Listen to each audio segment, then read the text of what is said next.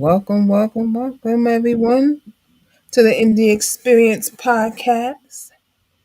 And we're going to get it on the pop in as we always do tonight. We got a special guest. We got Dre'Rock in the building. That's our special guest for the night. We're going to get to What's know about happening? Dre'Rock. What's What's good, happening? Dre? What's happening? What's good? What's good, Road? How you doing? I'm good. I know you working on some new music. Yeah, I'm working on a few things actually. So that's always good. Winter time is my time where I hibernate and work. So I'm working on a few projects. And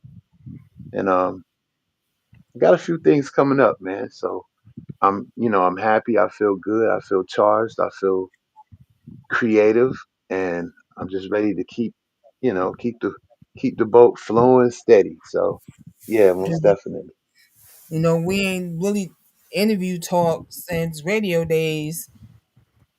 I know I know what I can't even remember the year that was, but I think it was 2012 when we did the interview, and okay, yeah, you yeah, yeah. Let me get you my camera right. I think you dropped one sided, Yeah, yeah, I sure did. and you dropped Sex and Go. Yeah, yeah. I dropped one sided. One sided was actually on the therapy sessions album, and Sex and Go was that was a blessing because that came from Soul Persona over in Europe. He liked the concept. He liked the idea of the song, the lyrics, and everything. And we forged the union, and we did Sex and Go. We did the song Sex and Go, and it got really good reviews and good hits on YouTube. And I get questioned about it sometimes. So I wanted to do a I wanted to take it back to the '70s and do a how they sang sultry love songs without all the Mm-hmm. vulgarities. So I wanted to do a song like that, and Roy Yeah. Ayers is Roy Ayers is one of my favorite funk, jazz funk heroes, and rest in peace to Roy Ayers. And Mm-hmm. it's kind of like, in a sense, it was kind of a tribute to him. I grew up in a household where a lot of funk and R&B and soul records were played by my mother. So yeah, I got a chance to collaborate with Rare Groove's architect Soul Persona over there in England, and it was a good time. It was a good time. It was a fun record to make. Yeah, because I was playing that, and I was playing Sex and Go. I was playing Sex and Go. I was playing One Sided, Oh, and then you cool, cool. and then you introduced me to what's her name, Frise, Frisia. Princess Frise.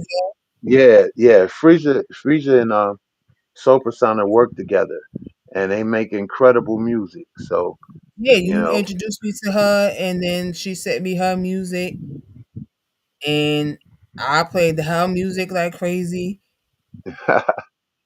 that's what's up. That's good. That's good.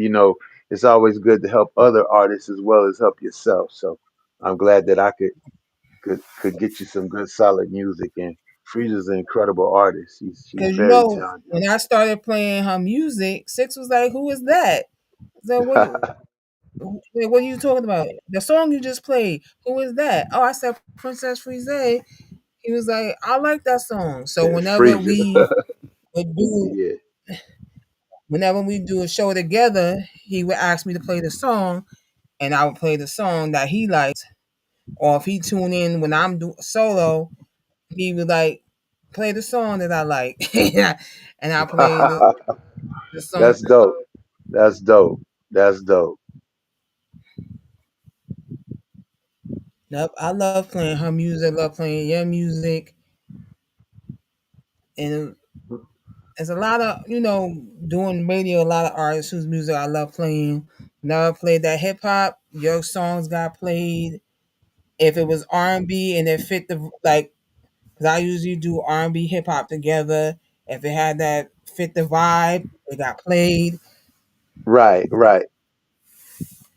Trying to And get then I this stand in and the then way. and then I Keep talking. saw I'm you. listening to you. I saw you post. This was when I was still doing radio. You was working on the Funk Bang Boogie. That's what was the name of the album you was working on. Funk Yeah, Boogie Bang Volume One. yeah. Yep. So I saw you was working on it. I was like, okay, Dre got new music coming. So Dre got new music coming. Yeah. I'm actually Fun Boogie Bang Volume Two is actually under construction as we speak.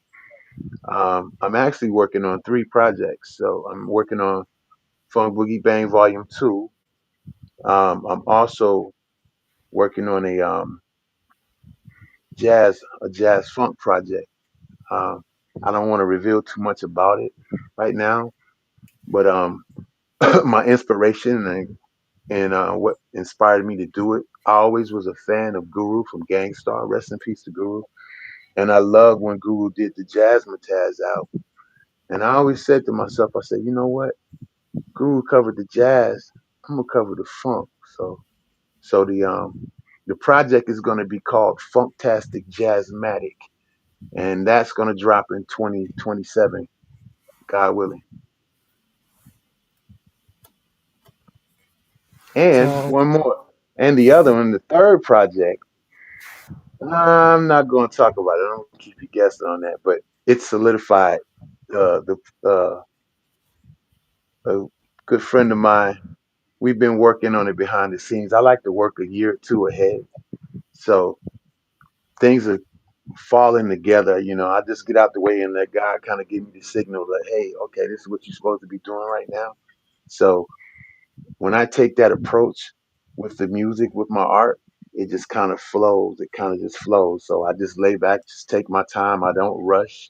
I don't believe in rushing because I believe in giving my full undivided to attention to the music and what the message that I'm trying to convey through the music.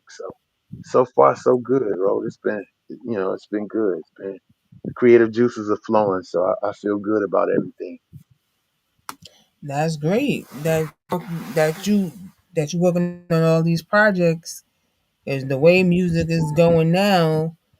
You know what you think about the AI with music? Um, I think that we've gotten away from the soul artistry of musicians playing, actual vocalists doing their own vocals live. Um, but I am also a person that, you know, I'm evolving and I'm changing and I'm growing. Hmm. So if I can see where it fits with the growth of my music without tampering with the authenticity of what I do and the messages that I try to convey, I could see myself dabbling with AI in some form, but as far as with my vocals and stuff, nah, I don't use AI. I My thing is, I guess I'm old school. What you hear on the record, it's my job to sound like that when I do shows and you see me live. So I I'm not opposed to it, but it has to be right. I just think that sometimes with new inventions and new things that come across, people just jump on it and they clamor. It's just like you know when auto tune first got introduced, everybody was doing auto tune. I didn't use it. And I wanted to stay authentic with what I do, and Hmm. caught a lot of backlash for that. People say, "Man, you got to get on this wave." Everybody. I've never been a follower, so I don't. I'm the guy. I'm with you. I'm with you on the auto tunes. I'm with you on the auto tunes. Yeah, I I've don't know never. why, but T Pain made it so popular that everybody said if T Pain can make money and get rich off of it, why can't I? But the thing I say, it's okay if a rapper uses it. For me, I don't like it when singers use it because if you're telling me you can sing, you shouldn't have to need auto tune to help you. Exactly. Yeah. I myself, in terms of the AI, I think as time goes on, it's probably gonna have its own little separate niche. in terms of Mm-hmm. music, because I think people are always going to want to hear live music because of the creativity of it, because of the uniqueness that it is. I mean, it's one thing to hear a record or album as it's been recorded and what have you, but the nuances of it live and that person's cadence and the different little something that they put on it, that's something Mm-hmm. that AI will never be able to recreate. So I think because of that, we'll always have that. Now, if I remember correctly, you say you're from Cleveland. Yeah, I'm from Cleveland, Ohio. I now Okay, reside in Charlotte, North Carolina, but Cleveland, got Ohio is my home. so, growing up in Cleveland, what were some of your musical influences? Oh wow. So my mother, um, she was an avid R&B, soul, and funk listener. So of course, Ohio Players, the Dramatics, Gladys Knight and the Pips. Oh man, I could go on naming, man. Al Green. She played everything. So I was exposed at a young age to great music, and my father as well. My father was an old jazz head, so and the fusion of jazz and funk flowing through the house. That's it just made a certain sound, and when those musics clash, like my dad would be in the back room playing jazz albums. Mom's up front playing funk. So it's like the battle of the bands in the household. So So so yeah, I bet your Ohio. So of course some OJs, some Ohio players. Ohio Players, OJ's, you know it. You know it most definitely. Oh yeah, Most definitely. Daz Band, whatever, anything Ohio, all the Ohio groups, that Ohio funk has got its own niche. It's its own thing. It's always been that way. absolutely. So you, I've sent you songs that I've made through the AI, and and I always like to ask other people who's in music their opinion when I do my, because I say I know the artists don't like the AI because it takes away from the creativity. You know, like you said, you want to hear real vocals, and but for songwriters who don't sing, I feel the AI is a good way for them to see how their lyrics sound to music, even though Absolutely. because they don't sing. Yeah, because I agree. I we both agree been with in that. the space role. So yeah, I definitely, I'm thankful that we have that as a means to do things, but I don't want us to ever feel like we stepping on the toes of real, people who Yeah, perform like Dre'Rock. I think it's I, good. I think it's good for songwriters because then you get to. It's one thing to write the song and you don't have anybody to sing it, but in your head you know how it should sound. So you're writing it out to be able to say, okay, let me load it into this machine and see what it spits out. It gives you a kind of a gateway as to what it could be. Then from that formula, it should be okay. Now let's take it to an artist, play it, and let them hear it. So and then let the artist record it. That's my view on it. I think that should kind of be the step for it. because people say, "Oh, R&B is dead." R&B is not dead. Not at all. It's just No, it's that not dead. no one's making the kind of R&B we grew up on. That's the problem. Exactly. Because Well, if you, no one's making the R&B that we grew up on, and at the same time, it's not it's not pushed like it was back in the day. And then you also got to realize this is part of it as well. Um, the machines that that we use to create the music now. If you fit in the machine in place of an actual physical able body who plays the instrument and his soul is tied to that instrument. So that's kind of missing a little bit too. But you still get great shows. I see a lot. I see Evelyn Champagne King out there. A lot of oh, I just saw a video the other day. I can't think of what's her name from the SOS band. She was riding in the car. She was doing her Oh, lyrics live. okay. It's Cadillac Chronicles. Yes, the Yeah, female lead singer for SOS. yes, yes. She always had as a little kid, as a child, I thought her voice was just so amazing. So to see your old hero still doing it, and then it's a beautiful thing. I mean, the music is evolving, times are changing, technology keeps on moving, so we have to evolve. We have to evolve with it, and the things that you don't like, you don't have to do them. I'm not gonna shun it. It's just something that I don't do as far as with, auto tune and the AI stuff. But I'm an open, optimistic thinker, and I'm always open to change and evolve. I support the youth, the younger generation, and some of the old ways that the industry evolved from. They're not anymore. Times have changed, so you have to evolve and keep moving with the change of times. At the same time, still remaining authentic in what you do.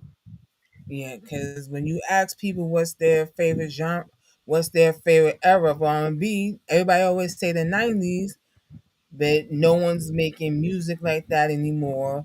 We lost, like, there's no groups anymore. In the '90s, you had a lot of groups come out. Early, like the '80s, '90s, groups were you got groups coming out giving you great music. We don't got that anymore. Like, we lost the group thing when it comes to music. We lost that.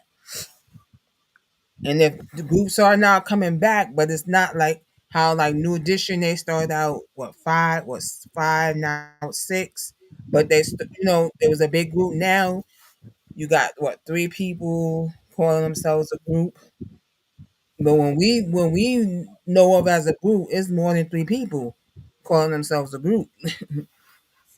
Right. I mean, because they actually talked about that on the Breakfast Club last week when New Edition and Boys to Men was on there. How, why are there no more R&B groups coming out? And they kind of went into some of that. I'm gonna have to go back and watch that. I'm sure that was an interesting interview with them. Absolutely. I got to check Because that out. for me, when I think about it, is because the labels, I think it has something to do with the label itself, not because they see how when the groups are put together, then they fall apart. It's like, do I want to invest in a group, and then after investing in them, they fall apart? What am I going to do? Well, well, not only that, also we're in a we're in a day and time where everybody's after the bag. Everybody's chasing the bag. So you know, some people are, if I can do all this myself, then why should I be in a group? When not realizing that when you're dealing with a group of people that are solely connected to a music, there's a certain force that comes with that, and it's a beautiful force. And and it's also in a group, everybody has a position to play. It's knowing your role, knowing your position, knowing what you're supposed to do. Where do you come in with the harmonies? What are you a strong songwriter for the group, or are even with are you a dancer? Or it's so much that I think that we've gotten away from that, you know, because of technology, and because of the bag. I'm just gonna say it. The bag is really, why share it? When sharing is great, man. And you know, just like the three of us, if we get together and do something, we form like Voltron. We'd be unstoppable. So I want to see more groups come back, man, because we're never gonna see anything like a New Edition anymore. I don't think we're Right. never gonna. You're never gonna see that again. Um, Great Gladys Knight and the Pips. You're never gonna see that again. Right. I mean, You it's kind know. of similar to this interview I saw with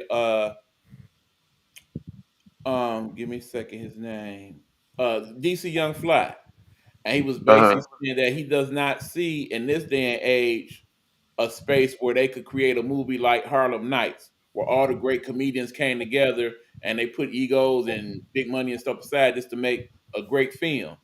It's just not set up that way anymore because everybody's more concerned about their individual bag, like you said.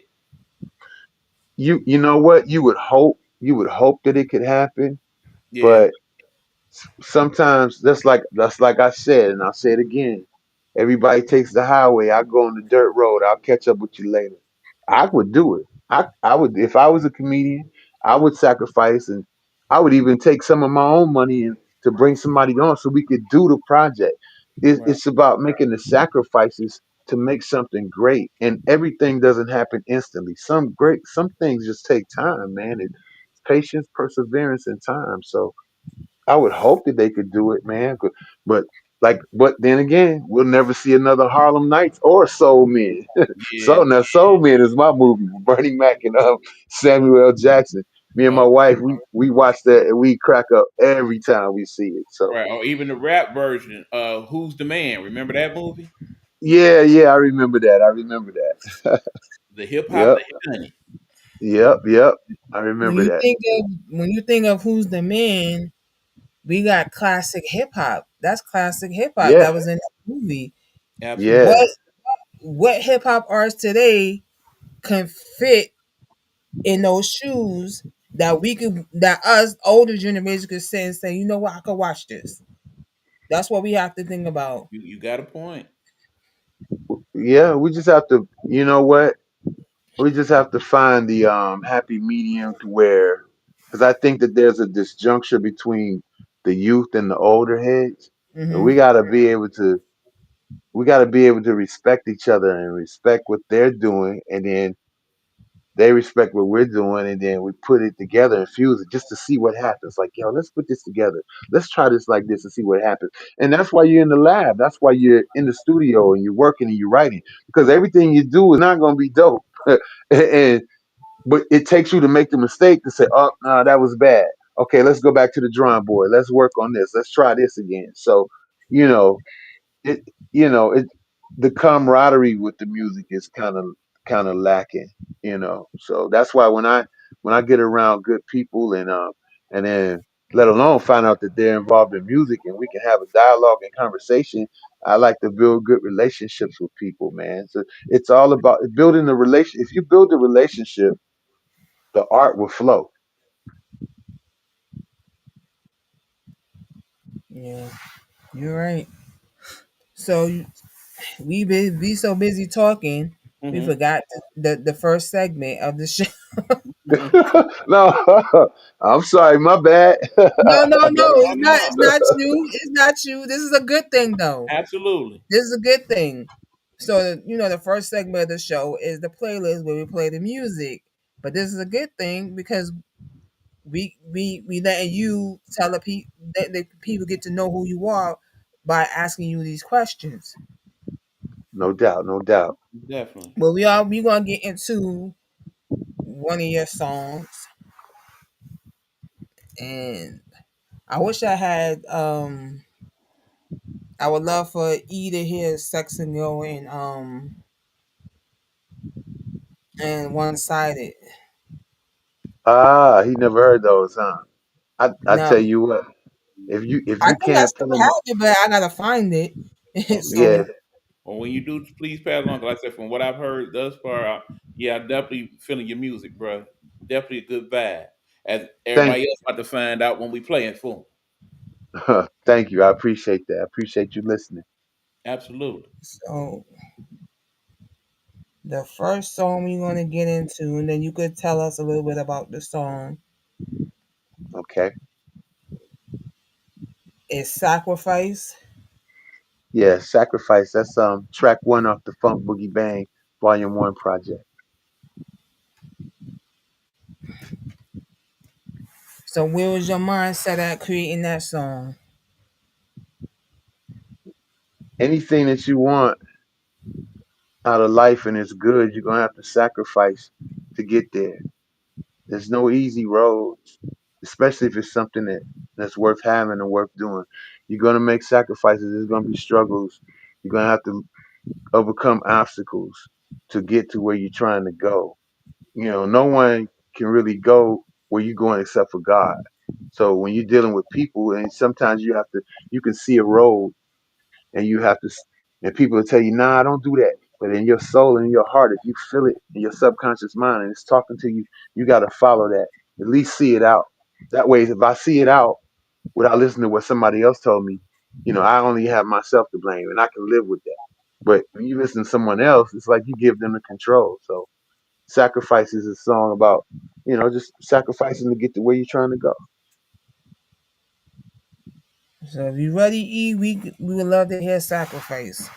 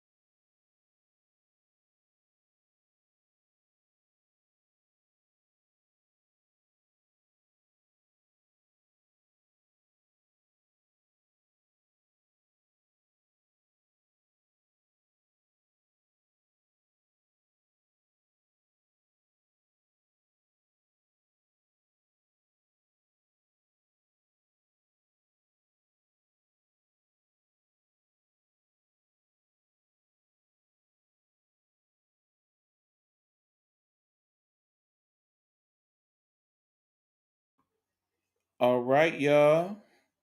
Hopefully y'all like that. That was Sacrifice by Dre'Rock. He is our special guest this evening. Everybody can unmute themselves now. We can get back to the discussion. I like that. See, yeah, like the way you do music is different than what we hear today, but it still fits today. I I can only my headphones went out. I can only attribute that to having parents that taught me to listen to everything, and I try to absorb everything and put my spin on it musically. I never want to sound like anybody else. I want to do the best that I can to find my own niche and carve my way to where I can, you know, hopefully people when they hear my music, they'll know, hey, that's Dre'Rock. That's Marguerite McDonald, music recording artist Dre'Rock. So I hope that I hope that it that that can continue to happen. So your next song, Ride, me asking you like your mindset, because I know each song is different, so I know your mindset for each song had to be different. Right out rolling. Mm-hmm. So I live in Charlotte, North Carolina now. It's an 8 hour drive straight up Interstate 77 to Cleveland. So I enjoy making the drive home to Cleveland. I would rather fly to Cleveland than drive. I mean, rather drive. I'm sorry. I'd rather drive than fly. Just the scenery, taking the ride, being on the open road at 2, 3 o'clock in the morning, being able to think. You know, so it's a tribute to and also what do we do on the weekends when it's payday? We pay our bills and we fill our gas tank up. We might get the car cleaned. Something about cleaning that car up. Something about cleaning that ride up. The car, or truck or whatever you drive, it just feels different. So when you worked and you paid your bills and your gas tank is full, it's time to mash out and roll. All right, so let's get into that so the people can hear that. If you ready with that one, we would love to hear it.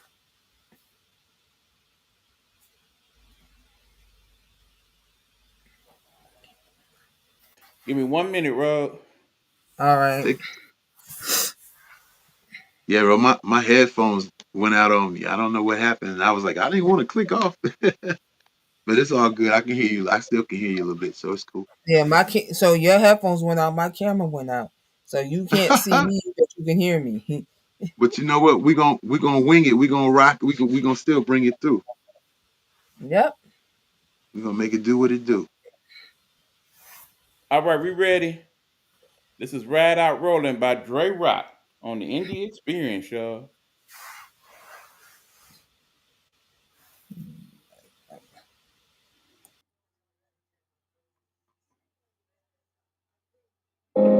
Sinners are now.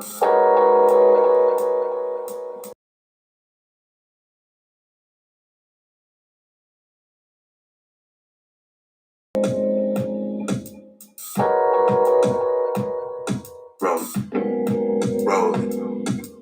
Pay my bills and the gas tank is full. Shit, I'm about to hop behind the wheel and put the slab on cruise and rolling.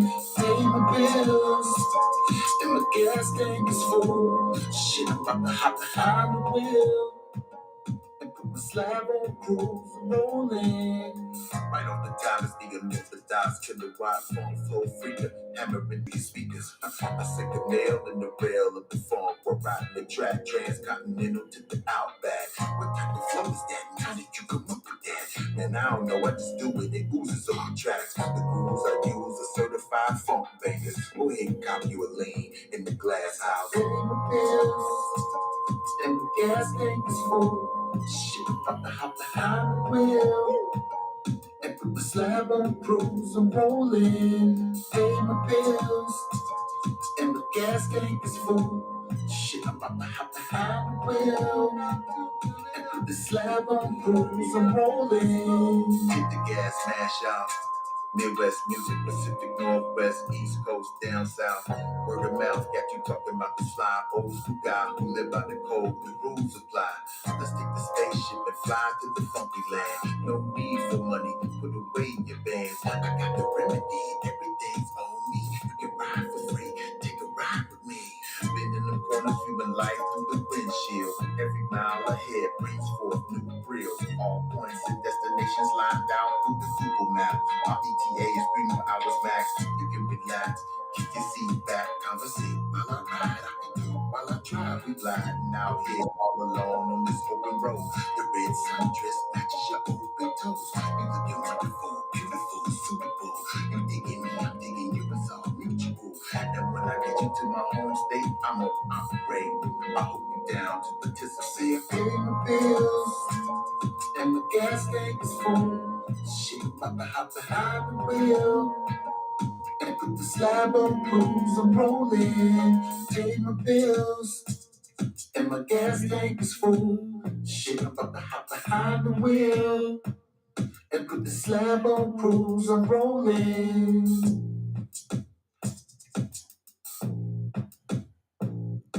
Right on, right on, right on. Yeah, do it. Roll out. Jump on 77 take a ride to the place named Cleveland, Midwest, future shot.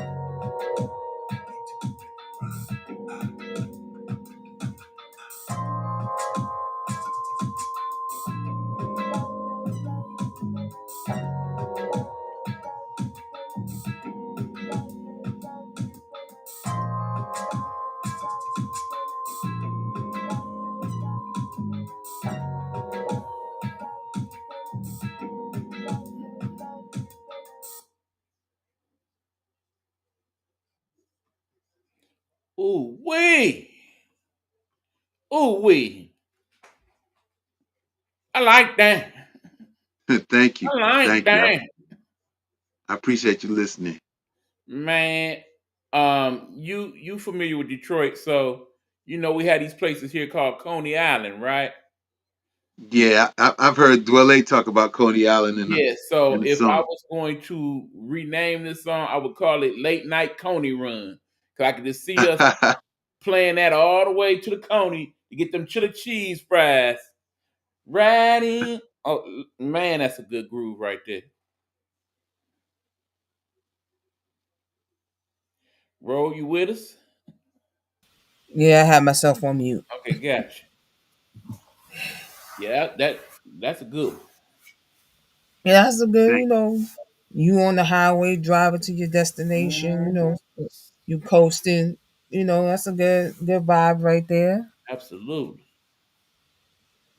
I would say when you by yourself, because when you ride with other people, Yeah, they complain they'll about be the talking too music. much.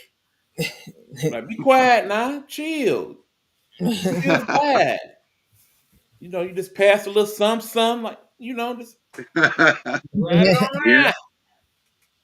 we just rolling, floating. Exact. Man, I like that.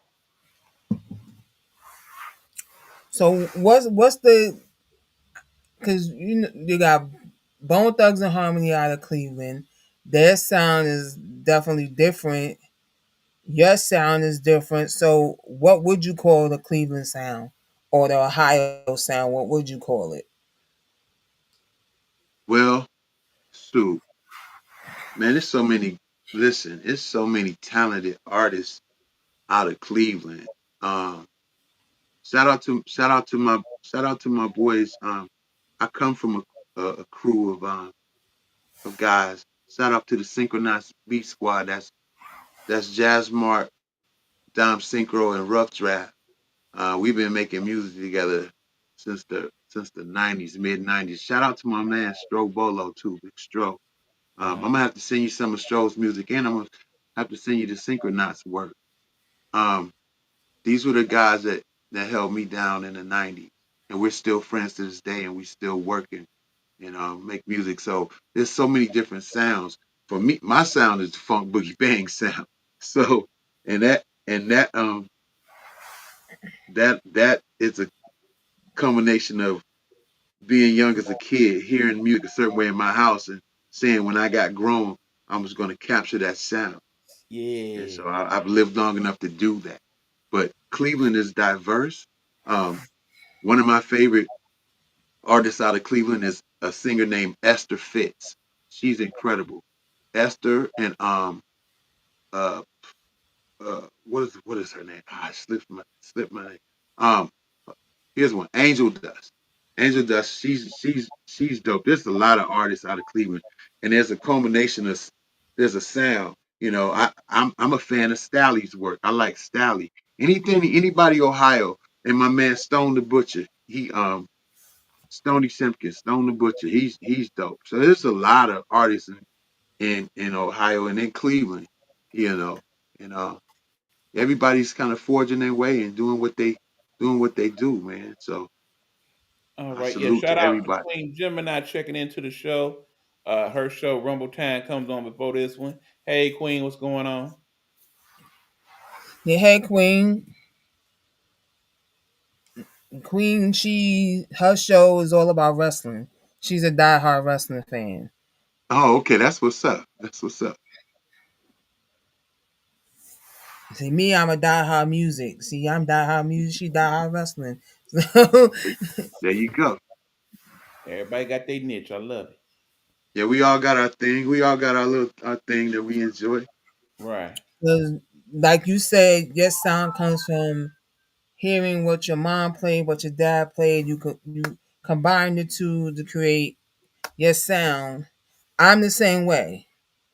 My dad played doo wop. He played the old school R&B. You know, and he was in a doo wop group. Him and my uncle were in a group together. My dad left the group because he wanted to chase the girls. So my uncle stayed in the group, and him and his boys, they they were young when they started, and they snuck to the Apollo to perform. They was told not to, but they snuck anyway. Performed. They got discovered by a guy named Bobby Robinson, and Bobby Robinson started two labels back then. There's two. He owned two labels. One one was called Fire. I forgot what the other one is called. And when my uncle was telling me the story, he said, "You wouldn't believe who was on my label with me. Who was my label mate?" I said, "Who?" He said, "Before Gladys Knight became Gladys Knight, she was signed to the same label as him. They were label See, that's mate." dope. I said, "What?" Before she That's, became Gladys Knight, the Pimps. I said, see, "What?" that's dope. Yeah. That's But dope. yep, That should his be a group, trivia they were question. called, his group dropped. Back then they dropped the 45. They had the A side, B side, and his group was called the Tellers. And I was like, and my dad left the group. I said, "What? To chase girls?" I said, "Y'all got a record that he left the group to chase girls?"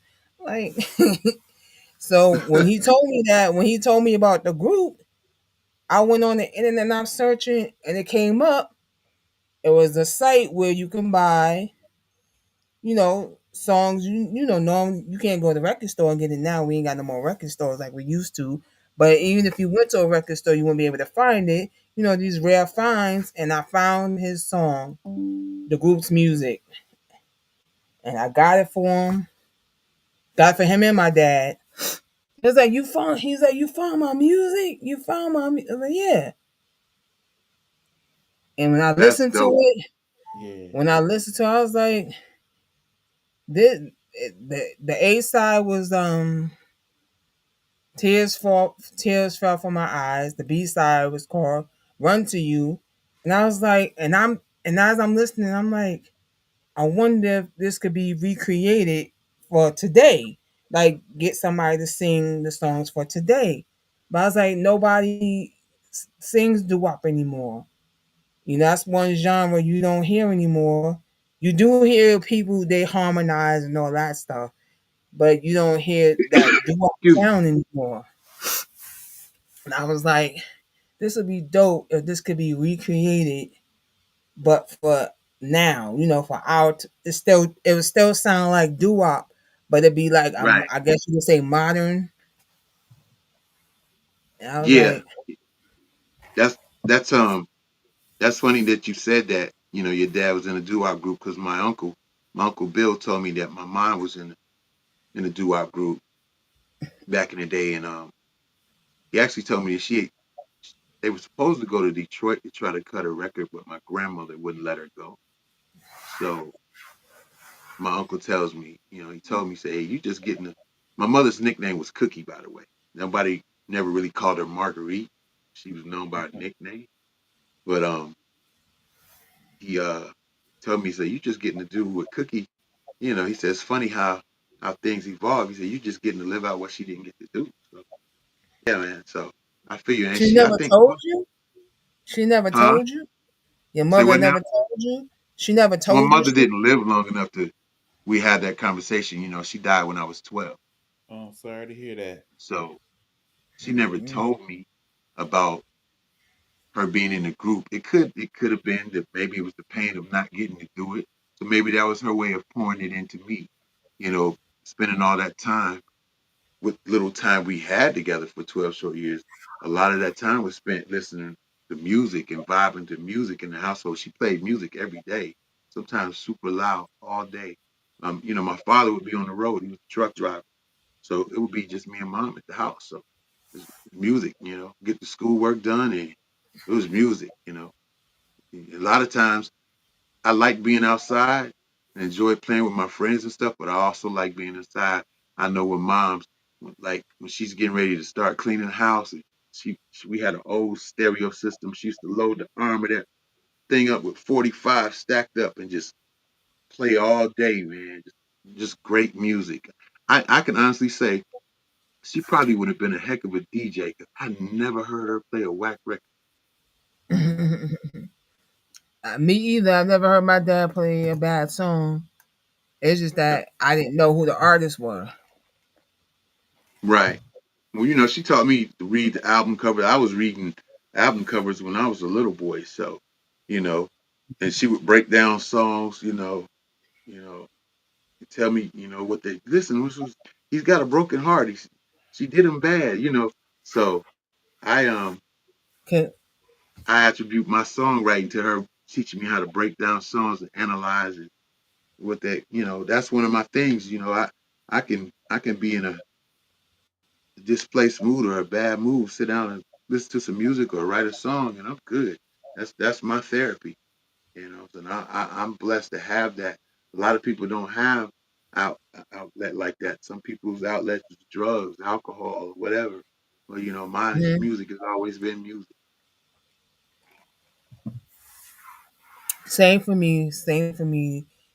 That outlet music is my outlet. I learn any genre of music I learn from my dad. And what's crazy is, so my dad and my uncles would always sing. They would, you know how your family get together, they like to drinking, and then Yeah. because my dad and uncle sing, my other uncle would come over, and them three would be in the living room singing, and my uncle be like, "You stepping on my note." You Uh-oh. stepping on my note. Uh-oh. They sound like the five Mhm. heartbeats. Uh-huh. Oh shoot. And because my uncle lived, I had an uncle that lived next door, and then my uncle lived with us because my dad didn't. My we moved out here to New Jersey, so my dad, you know, he told my uncle he'd come stay with us, and so on the weekends, that's what they would. If it wasn't hanging in the city in New York City, we was here in the house, and they had their drinks. Then they'd be singing that doo wop. They they be singing, and what's crazy is I'm listening to them sing, and I'm like, what song are they singing? So I'm Mm, thinking this is a song that maybe they had done long time ago. And then I'm listening to the Manhattans. I say, you gotta be kidding me. This whole time they've been singing the Manhattans, and I'm thinking they're singing something they put together. mm, This whole time, the whole time they was singing, they singing the Manhattans because my uncle will always get my dad to sing, but he wanted to sing the Manhattans, and that's his favorite group. Mhm. yeah, But I that's what never that knew was. that. I never knew that's what they were singing. Cause I'm just like listening, like, oh, I like this song. I like this song. And then when I'm listening to the Manhattan, I said the whole time they've been singing the Manhattans and I didn't know it. I They was had like, you fooled for a while till you did the research, huh? Mhm. yep. But that's my uncle always wanted to sing, and that's the song. But he always wanted to sing that song. I think my dad was tired of singing that song.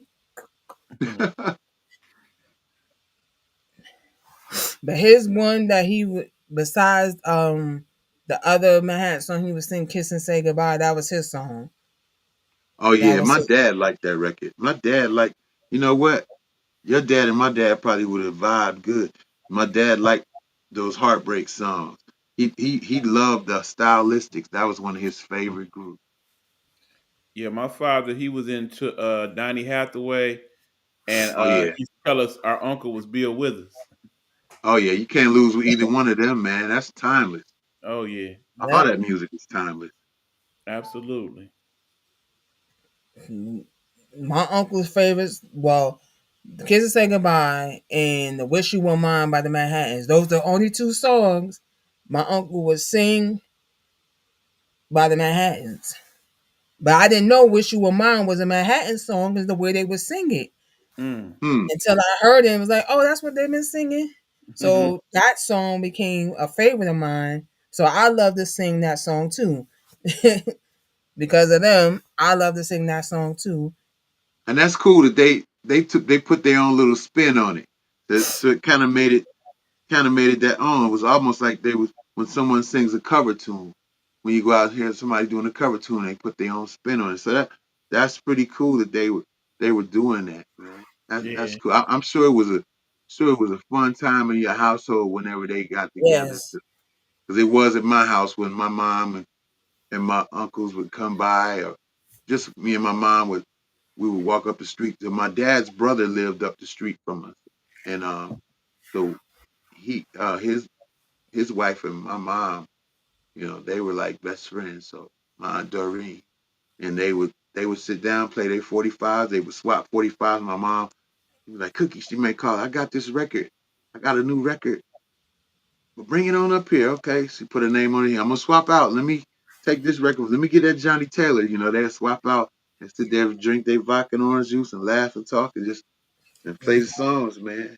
You know, I my aunt Doreen's house was the first time that I ever heard Minnie Riperton on the radio. I thought Mm. that 'cause she would like I was a little kid, so Aunt Doreen would fix me a sandwich, sit me at the kitchen table. She had a little old school radio, with a little plastic dial on it. And I remember I was sitting there eating my sandwich, and the first time I heard Minnie Riperton, and she hit them notes, man, it just did something to me as a kid. And I always loved Minnie Riperton, man. I'm not ashamed to say it. When she died, I cried when she died. I Mm. sure did. Yep, I cried when Bill Withers died, and it was during the pandemic too, so it really hit different. Yeah, pandemic was a rough time, man. Yeah, We it lost was people as well. absolutely. Yeah. Because my love of music come from my dad and my uncle, and it's like groups I don't like, especially doo-wop. You would think at a young age that's not a genre that a young person would want to sit and listen to, but I don't mind sitting and listening to some doo-wop. And you get some great songs from doo-wop, and you get great technique, vocal Hmm. technique from a lot of these artists, and that was in the genre doo-wop because it was all a cappella. See, that's what these things now don't understand. You may say, "Oh, that was old." You know how they say that's old, but when you think about it, if you listen to doo-wop, it'll help you with your vocals. They were vocal exercises. They were vocal. They were vocal exercises, man. They trained the way they trained themselves. It was almost you got those entertainers from the 40s and 50s and 60s and 70s on up to the 80s. They were flawless. And they were flawless entertainers. I went to a my wife and I went to a concert a few years back, and let's just say that there was a lot of newer acts out there, and they did track dates. That's just when you play your music and you sing in the mic. Mm. The Whispers came out there and shut the whole thing Mm. Yes, down. I've seen the Whispers live. Mm. So Yes, you I know what I'm talking about. Mm-hmm. they got busy. I mean, they was up in it. I mean, it was, man. Me and my wife we was out there jamming, man. And they were moving better than the younger artists, you know. I mean, But you they know, that's come that experience. That's that. It's an innate ability to call on it at an instant and do it. And right. They come man, from that Motown era because even yeah, on the days when they weren't on the road and whatnot, they had rehearsals every day for hours at a time, just working on their yep, craft. People for the yep. most part don't do that anymore. Yeah. I wish people get back to, you know, you like working on their vocals, getting a vocal coach.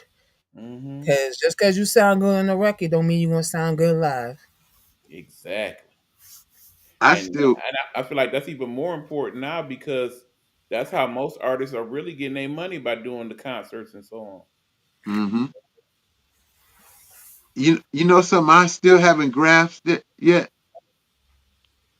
I don't understand, and I know it's a new era, and I know it's technology, and I respect that. But I don't understand paying all that money for a ticket to go to a concert and watch somebody through your phone that's on stage instead of watching with your own eyes. Yeah, I just I can't get it. I can't get used to that.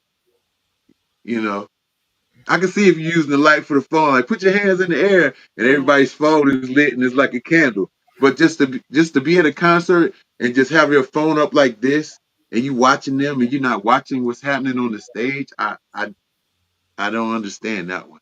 see, I mean, I I can did hear. that. Yeah, go ahead, Ron. I'm sorry. I did that when I went to see Prince. Me and my mother, we went to see Prince when he was at Madison. I think Madison Square Garden. I didn't tape the whole show. I just, taped enough so when I'm ready to post to social media to let people know where I'm at, they could see Prince performing live. And I also did it when we saw Ruben Studdard. Post a little bit so people know I'm live watching Ruben Studdard because that's when he did. He was doing a night of Luther Vandross. He was just doing his tribute to Luther, and me, my mother, my sister went to see that, and it was an excellent show. But I didn't do it the whole night. I know I see people do it the whole night, and it's like, what was the purpose of spending $100 and something just to do that when you right there? Yeah, you could take a snippet, but don't do the whole show.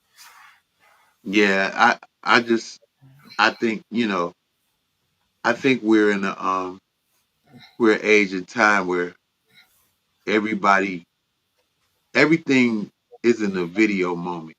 And I think that we have to get better as a people with understanding that this is a digital print. And once it's there, it's there, just like we're right now. I can't take this back.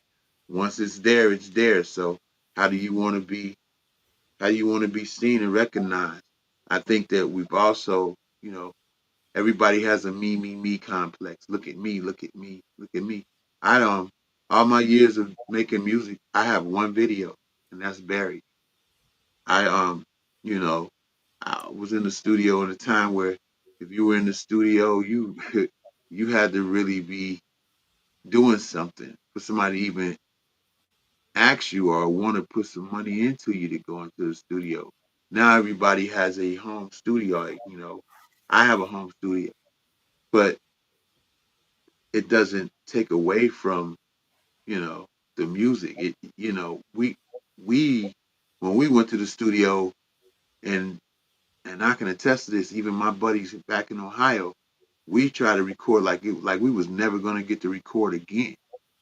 And I still do that to this day. I try to record like this is gonna be my last time ever being in the studio. Um, so everything has become a a viral video moment. I mean, you got people. If an old woman falls down in the street now, she got to worry about somebody putting her on the camera going instead of somebody helping her up out the ground. People will start filming you before they help you. So it's just a different time. It's just a different era. So we have to adapt to what it is. So when you write, do you listen to the music to write, or do you write without the music? I can do it either way. If I get something real heavy on my mind, I'll write about it, put it to a rhythm in my head. Sometimes I get a lot of tracks. I let the track when I'm using the process of one of my producers on my production team, when they send me a track like, Dre, I thought about you. This track, okay, pop it on. I listen to the track to see what it's saying, how it's going. How can I Hmm. vocally? The track is going like this, so I'm trying to interweave and intertwine in and out of that groove, and I find my pocket, and I let it. If it feels good, there's a certain feeling I get. I get this feeling in my heart, in my chest. I know I'm supposed to put lyrics on it. There's been times where I I've listened to some music and I didn't want to put nothing on it because the music was so beautiful. I was like, that would be disrespecting the music. So it's different techniques, different ways that I write. But that's one of them. With the getting the track, I'm always excited. For me, getting the track from one of my producers is like, you remember when you was a kid and you wake up to open your presents. Yeah, I can't wait to open that. Let's see what he said. Oh yeah, I'm gonna work on this. So yeah, man, I still have that same zest and feel that I had when I was a 10-year old kid and my father bought me my first tape recorder. I still have that same feeling, about music. And I said to myself that if I ever lose that feeling, then that means I'm not supposed to be making music anymore. So far so good. God's been blessing me all these years to be creative and keep making music. I've seen more downs than ups, but I wouldn't trade it. I wouldn't trade it for nothing. This is my road. This is the road I chose to go down with my life and with music, and I'll continue to make music until I'm no longer here. So, what do you now? I had the question I was about to ask you, then I just lost it that quick. Because they say after a certain amount of years, an artist when it comes to rappers, they say after, let's say, like 10 years, they washed up, that they shouldn't be making music anymore. So what do you say? Because you're past the 10 years, you're not, you know, the young Dre'Rock when you started out. Now you're Hmm. older, but you're still making music. So what do you say to those people who think that you shouldn't be making music because you're Well, older? do they tell the Rolling Stones that? Do they tell Pink Floyd that? You know what I mean? They don't tell them that. Why is it that when it comes to black music, our genre, there's a time frame, there's a limit. If you're making music and it's good music and people want to hear it, make the music. There's always, I have thick skin when it comes to stuff like that because I'm going to do what I do regardless. I don't care what anybody else is saying. And for every person that doesn't like you, there's somebody out there that does like what you do. You just have to find the people that like what you do and you cater to them. So I'm going to keep making music. I don't know. I don't know about the rest of the people, or I could care less what they say. I'm going to continue to, you know, God blessed me with the ability to make music, so I'm going to make music until I can no longer do it. When it's time for me to expire, that's why I'm going to be recording Funk Boogie Bang volumes until I check out of here. So each year or two there'll be a Funk Boogie Bang. God's will, I can get the Funk Boogie Bang 20 or 30, something like that. So I'm just going to keep going, man. But for me, when they say that question, I'm like, but you don't make music for the older generation.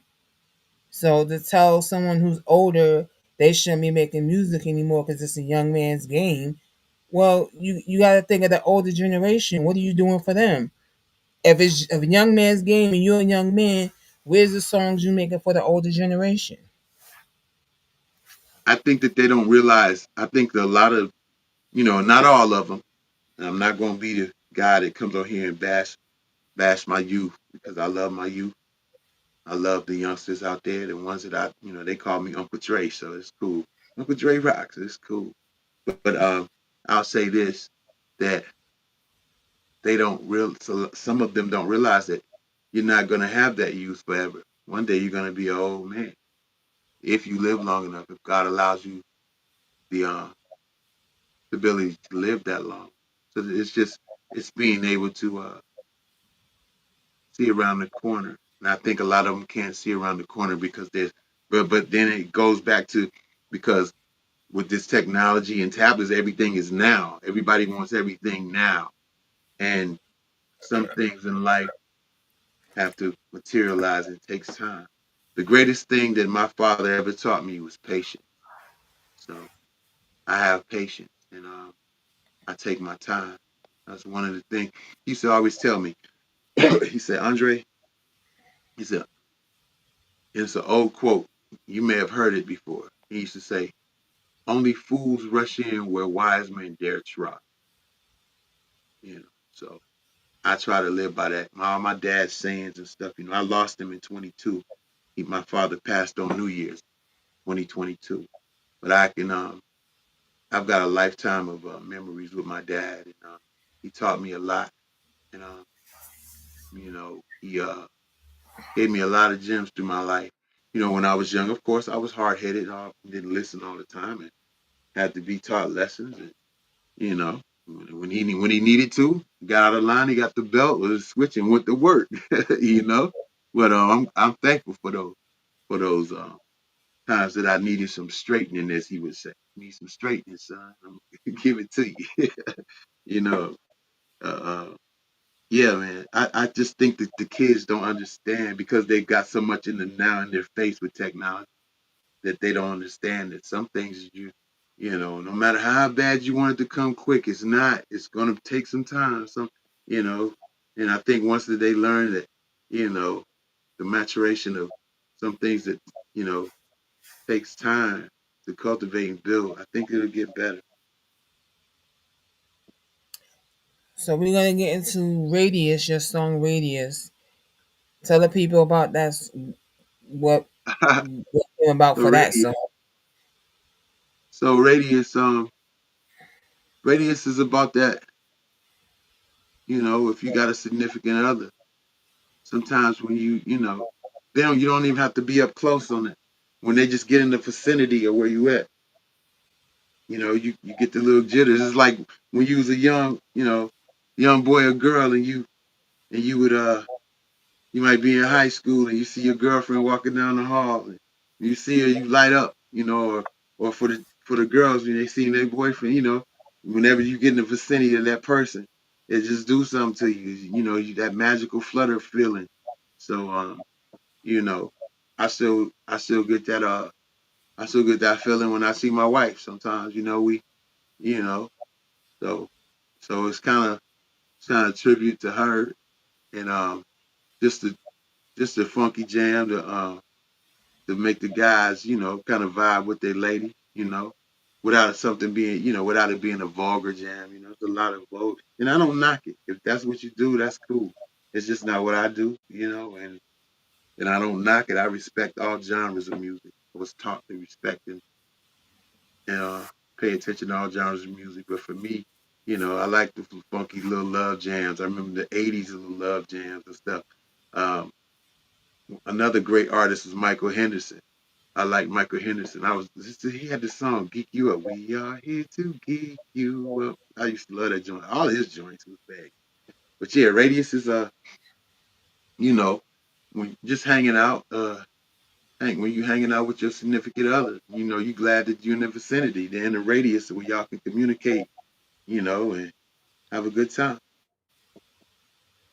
So let's get into that one. E. Alrighty, this is Radius by Dre'Rock.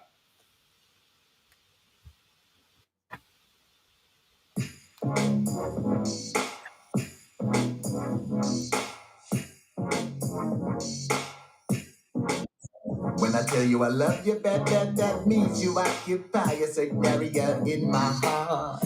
You really do. You really do. And I don't give a damn about them other broads, them chicks is frauds. You are my superstar. You were shining, gleaming, glowing. When you be doing your thing, I just like to chill, lay back in the cut and just let you be who you are. You move independently, you handle your biz, but still making time for me. Come on. I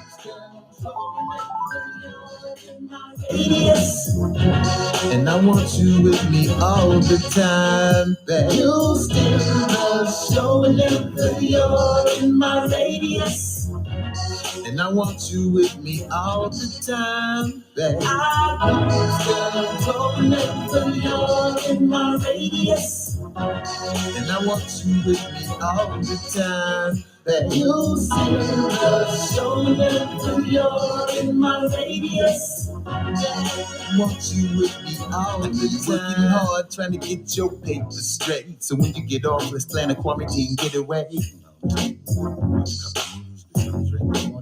A staycation at the crib with you, watching Netflix, Hulu, YouTube. Pour you a drink to set the mood.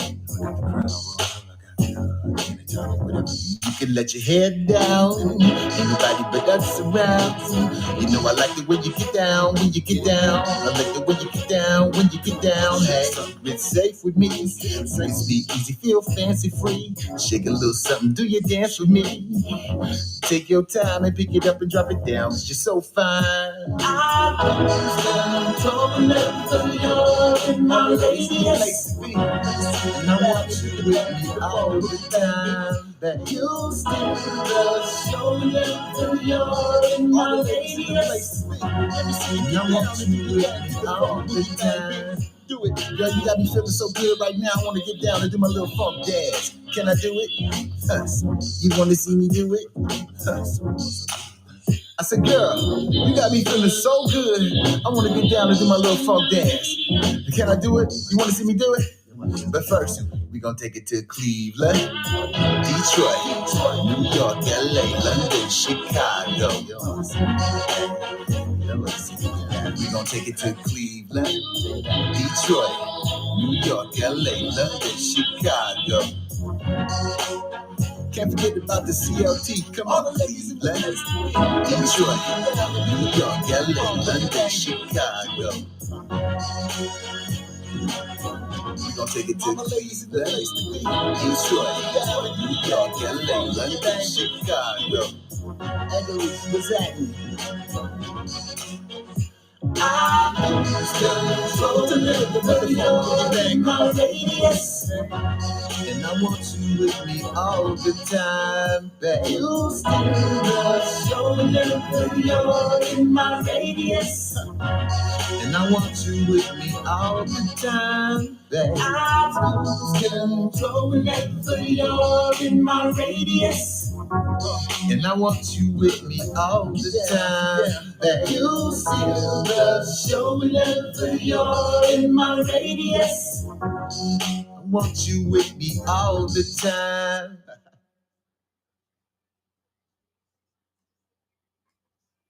All right, that is Radius by Dre'Rock. I like that. What I like about what I'm hearing from you is you have your own style that you've put out in terms of your music, but it doesn't loan itself to just being the same old song over and over again or the same just tone throughout. There's different levels to your artistry. So, this song is different than that song, which is different than that song. So, it's like, how we grew up with music, where we hear artists and, the whole album was an experience because it wasn't just the same thing over and over and over again. So I really like that about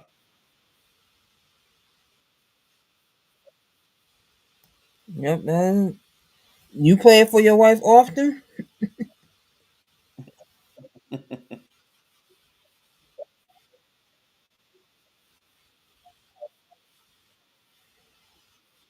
My wife, because she has to put up with me and my music. So if she hear the song over and over, you know, at first she didn't understand, but then she was, oh, okay, he's working on it. He's working out the kinks of it.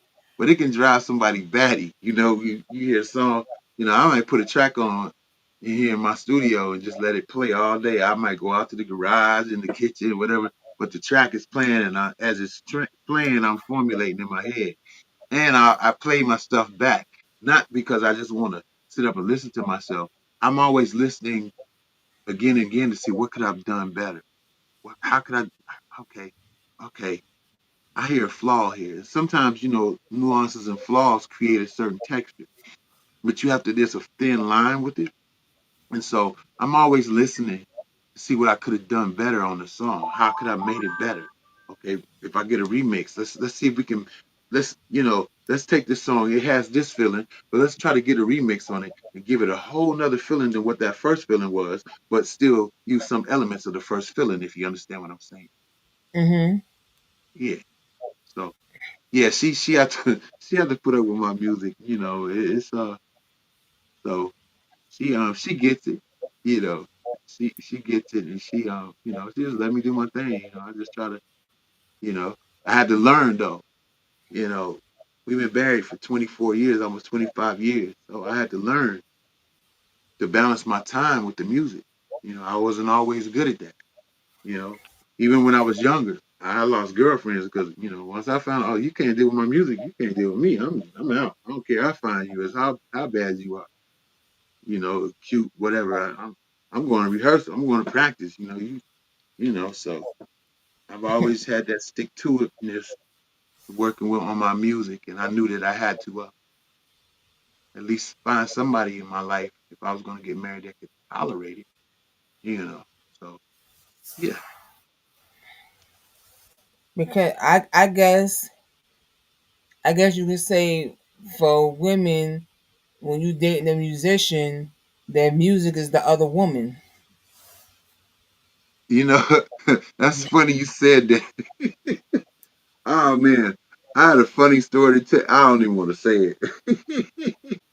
So you just brought me back to something. So I was dating this girl one time, but I'm gonna leave your imagination. I was dating this, I was dating this broad one time, and she told me, she said, "Yeah, you gonna put that music down, cause that music ain't got no." We just gonna leave that there, all right? Mhm. And guess what We, happened? we, Guess we what get happened to her? she I'm gone. still here, ain't I? Oh, Oh. Your wife said that? No, no, it wasn't Oh, her. oh, This was way before I met my wife. This was a girl I oh. was dating, and she No, thought I because thought she maybe had a your wife said that to you. nah, she never said that to me. But this was a girl. I was younger. This was way years before I met my wife, and she thought that she could sway me with that. And I was like, I'm good. Uh you know, like I said, I'm still here. I don't know where she is, but me and the music's still here. And hats off to her. I wish her the best. I hope she's doing great. That's how you know she wasn't your forever. Yeah, absolutely. because it was a situation where every time that I wanted to go work on music, she get an attitude or come up with something. I need you to go do this. I need this. Can you do this? Can you do this? I tell her days in advance. Hey, I got Friday night. I'm going boom, boom, boom. We can go out Saturday. And she wanted, it was, different stuff like that. It's part of growing up, man, and finding yourself. It's not even a slight on her, man. We were young and figuring it out, man. You know. So like I said, I wish her the best wherever she is. I hope she's doing great, whatever career path that she chose. Yeah. So how did you like let the people know how you came up with your name, Dre'Rock? We Well, that's kind of a two-part answer. Everybody, my name is Andre, so all my buddies call me Dre, and my buddies used to always say, "Dre, man, you rocked it, man, you rocked that," you know. So And I like, and when I was growing up, my favorite female MC was Sha Rock. So it's kind of a from the, what from, it was kind of a tribute to her as well. You know, because I'm from the era where you had to sit by the radio all day just to hear that one rap song. Yep. And Sha Rock was the Sha Rock and Angie Stone, rest Angie Stone. So, gonna funk you right on up. We're gonna funk, that, because and I like that it was because of Sha Rock because the women are so important in music and hip hop. So that was my way of showing paying homage to her as well because she was a dope MC. And she was Mhm. Sha Rock was light before MC Light. Mm. And Angie Stone was dope, man. So, Oh yeah. you Yep. know, and it's good to see Sha Rock. She's on Facebook. And I don't know if she remembered, but I told her that, my name is I chose the name Dre'Rock because of you. And she was dope. You gotta realize that's the 70s, early 80s. She was the only female in that group and she was holding it down. You got others like Vanessa and Quiz, it's a whole bunch of other female MCs, but Chirac was that one. She was dope. And so was Angie Stone and her group. They were dope, man.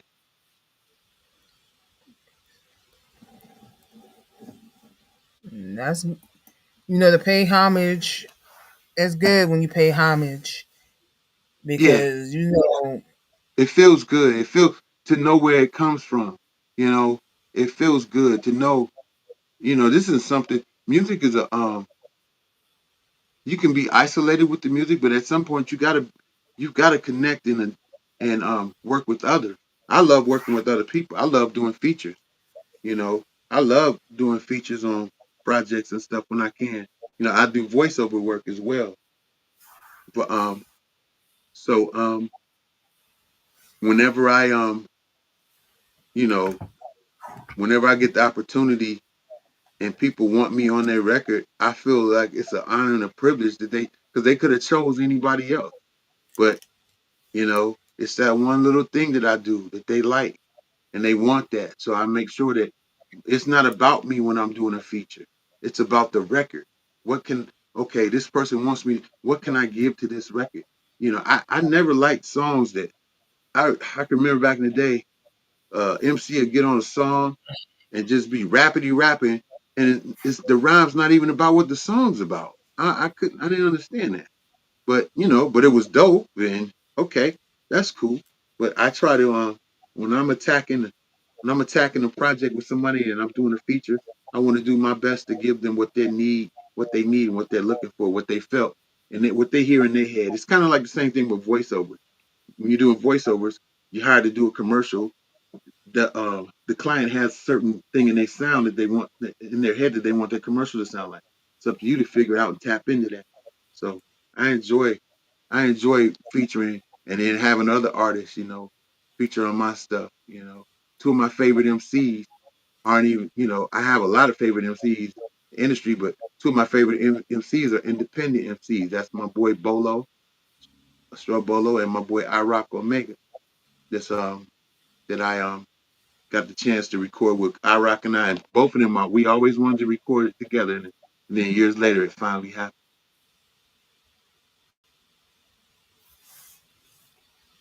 the funk boogie bangs.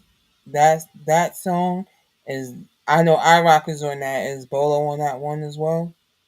Yeah, Funk Boogie Bang Synopsis. Yeah, iRock is on that one. We met in Anchorage, Alaska. He was in a group called PBL back in the day. I was in a group called Smooth Flow Posse, and then I was also in a group called Too Fresh Production, and I did solo stuff too. But iRock was dope MC, and I remember going to a high school talent show to see him perform, and just the way he just rocked was just dope. And then I found out he was from Chicago. I was like, oh, that's dope. No wonder the vibe there. So we always said that we were going to work together. And then years later, I went back up to Anchorage, and he came by my parents' house, by my dad and my stepmom's house, and we talked about working. It took a couple more years, but then when I did he had a song that he wanted that he did with he had at one time my rock was signed and he had worked out a deal somehow. He had vocals from Snoop, so he asked me if I wanted to be on the song called "It's All on You," and I said sure. He said, "Man, can you bring that Ohio funk thing? How you do the hooks and sing the hooks?" I said if that's what you want me to do, I'll do it. So I did it. I didn't get all excited because he had Snoop on the record. I knew I had to play my part and do what I was supposed to do. Snoop is a super megastar. You know, I just had to make sure what IROC wanted me to bring to that record, I brought to it, and he liked it, he enjoyed it, and it got good reviews on SoundCloud and everything, and yeah, so yeah, so he's on this song. The next song you're probably gonna play is called Funk Boogie Bang Synopsis. So it was a joy to have him on the record with me, and we did the Funk Boogie Bang Synopsis. So let's get into that. Eve, you ready? All right, give me a second. We will pull it right on up for you. You are now listening to the Indie Experience. We are with recording artist Dre'Rock. He is tonight's special guest. We are into the playlist, having this great discussion with this brother, and we are about to play his song Funk Boogie Bang Synopsis. This is Dre'Rock featuring Rock Omega, and we should be hearing that momentarily here on the Indie Experience.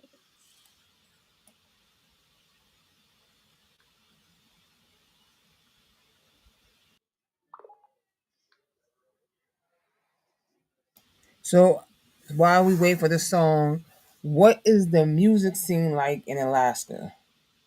You'd be surprised. So it's eclectic. It's a lot of different people up there, different styles. You know, um, the time that I was there, it was a brotherhood, it was a camaraderie. We all got along and we all did different styles of music. I brought my Cleveland, Ohio funk sound up there. Shawnee B and his brother Rashid, rest in peace, Rashid. They were from New York. They were New Yorkers, so they brought the New York. You know, Rashid had a flow like Rakim, so he brought that up there. And Shawnee B's tracks was dope. He was doing the era when Coogee rap. He did tracks like that. So you had PBL, Privilege by Law, where IROC was in PBL with KJ and them. There was a group called H2O with Richland. There was the girls up there. Strictly Biz was the female girls group. Khalees and her dance team and her girls. They were dope, man. It was just a Ice Cube. There was, Maurice Milton went by Ice Cube. DT the Black Messiah. There's so many different, you know, so many different groups up there in Anchorage. And when I arrived in Anchorage in '84, I didn't know that they had a hip hop scene. I went out one night and said, okay, so I'll be all right, because I didn't want to leave Cleveland, but my father got a good job up there, and he decided to get us out of, get me out of Ohio, get me out of Cleveland. He wanted me to expose me to more than just, you know, people hanging out on the corner and stuff. So, but I always knew I was going to go back home to Cleveland. So, when I got to be a grown man, I moved back to Cleveland, and I made my bones on the underground. I had the pleasure of meeting DJ Lord Jazz from the legendary hip hop group Lords of the Underground.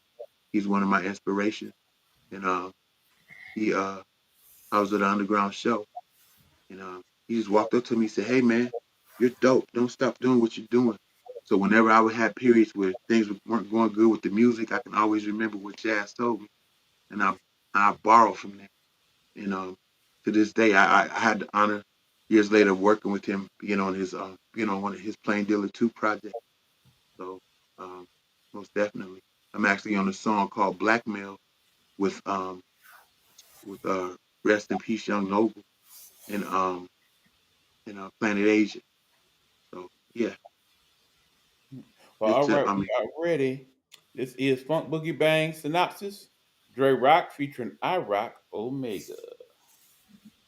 Sure as the cold snow blow off of Lake Erie. I drop rhymes with vision and fury, the judge and the jury of my own circumference, which means I control my destiny effortlessly. You checking for me? I already been there. I'm 5 steps ahead of you. All you see is my residue.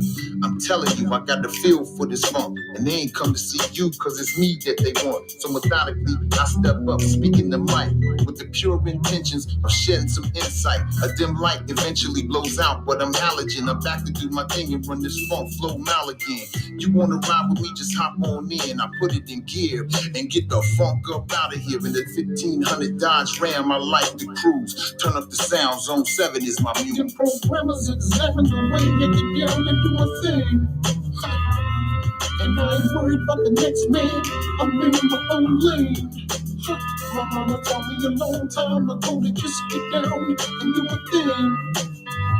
I carry the heavy load and drop it off. This is the funk I'm gonna bring. Yeah. Now I done been up and I've been down. I rock Omegas to Elias, but my mama named me Christian Brown. I went from bare ass courage to balling out of control, to cheating with no rubber and numerous coochie holes, to robbed at 22 but in the hospital. 4 biological children plus 1 and 1 possible. Can't break the cycle of my dad, I was going mad. Therapeutic lyrics memorized from the pen and pad. This is my getaway, still I can go on, but I ain't trying to flip a feature into my song. So I'm back to the money even though I never left it. Call myself a go-getter cause I'm always trying to get it. In the booth or in the streets, even on the 9 to 5. No surrender, no retreat, I stay striving to survive. Now this mission is complete and you done seen it come alive. I rock, Dre'Rock, the mic check enterprise. All right, I've been behind the scenes working on it, building my brand for this funky moment. I don't give a damn about what you think or what you say. You try to hinder me, get out the way. Got a lot of work to do and my time is limited. Papa Joe told me you start a job, you finish it. So I'm gonna be here until it's my time to go. Relentless, consecutively, continuous. I ain't gonna lie to you, chasing my dream, my life's been hectic and strenuous. But I was taught to never give up or self-destruct. Your back's against the wall, get your weight up. With God first, I can do anything. Huh. Yeah, with God first, I can do anything. So it's the funk that I bring. Huh. The programmers examine the way you get down and do my thing. And I ain't worried about the next man, I'm in my own lane. My mama taught me a long time ago to just get down and do your thing. I carry the heavy load and drop it off. This is the funk I'm gonna bring.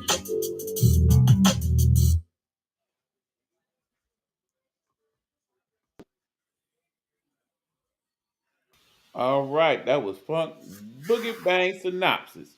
Dre'Rock featuring I Rock Omega. Uh, again, have yet to hear nothing whack tonight. All good, all to the good. It's just that one. It seemed like it just wasn't long enough. Just when I was really starting to feel the good vibe of it, it cut off on me. Like, oh man, that's it. I'll That's be all we back. Hey, got. look, it's volume 2 coming out. I'll be back. That was like let me hit the blunt. Let me hit again. Oh, ain't no more blunt? Dang.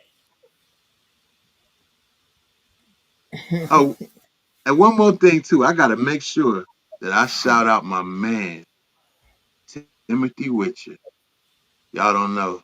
Timothy Witcher is one of the biggest supporters and producers on my projects, my music. Tim always support me down here in North Carolina. He gave me a place. He opened up his home. He had a home studio. He opened up his home and allowed me just to be me. And he actually produced Ride Out Rolling. I played the bass line on Ride Out Rolling. Tim put the meat of the track together. He's like, Dre, it needs something. I think the bass line, boom, boom, boom. So I gotta shout Tim out, man, because I can't. I would feel bad if I did a whole interview and didn't shout him out, because he he's always let me come up to Salisbury, North Carolina, to his studio and just have my way in the studio, and we worked together, and I did my full length album 2026. I mean 2016. Yeah, beginning of 2026. But anyway, 2016, the Therapy Sessions album was recorded at his home studio at Unique Production. So that's another one if you want to check out, check that out too. But I'm so thankful and humbled that y'all are feeling the music tonight. I appreciate you. I'm glad to be here. Yeah, Glad to have you here.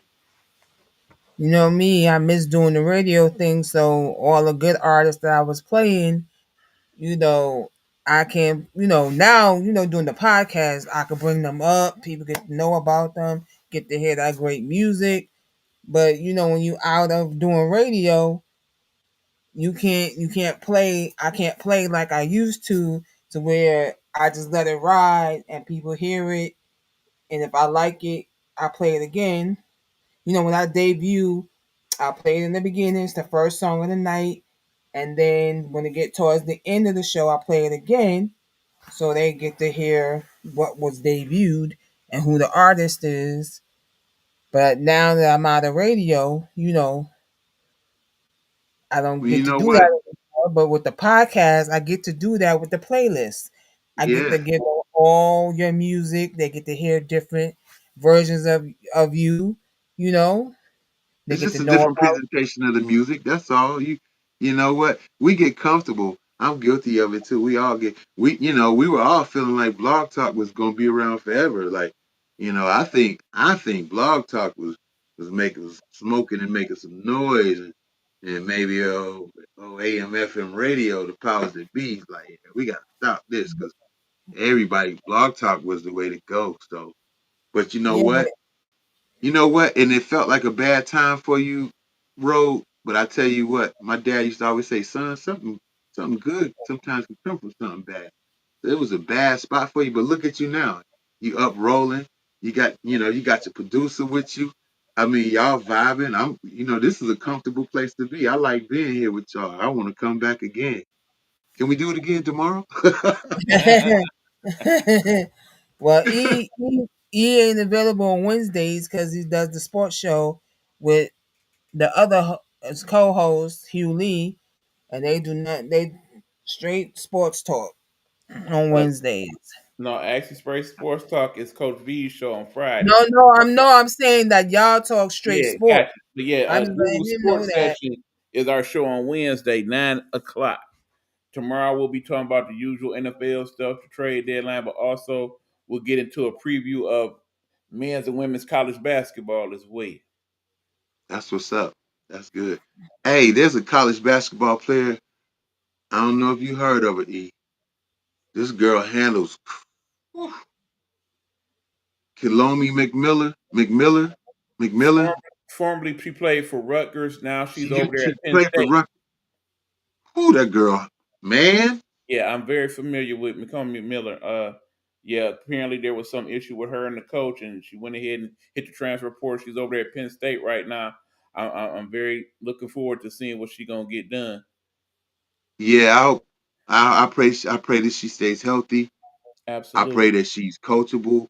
I pray all good. When it's dealing with the youth, man, I'm not slighting the youth. I want to see them win. So right. I know she's gonna be in the WNBA. Oh yeah, like I said, we definitely have a emphasis on women's sports over there at our sports show because I I started out in college. On the one hand, I was a DJ, so that's where this makes sense.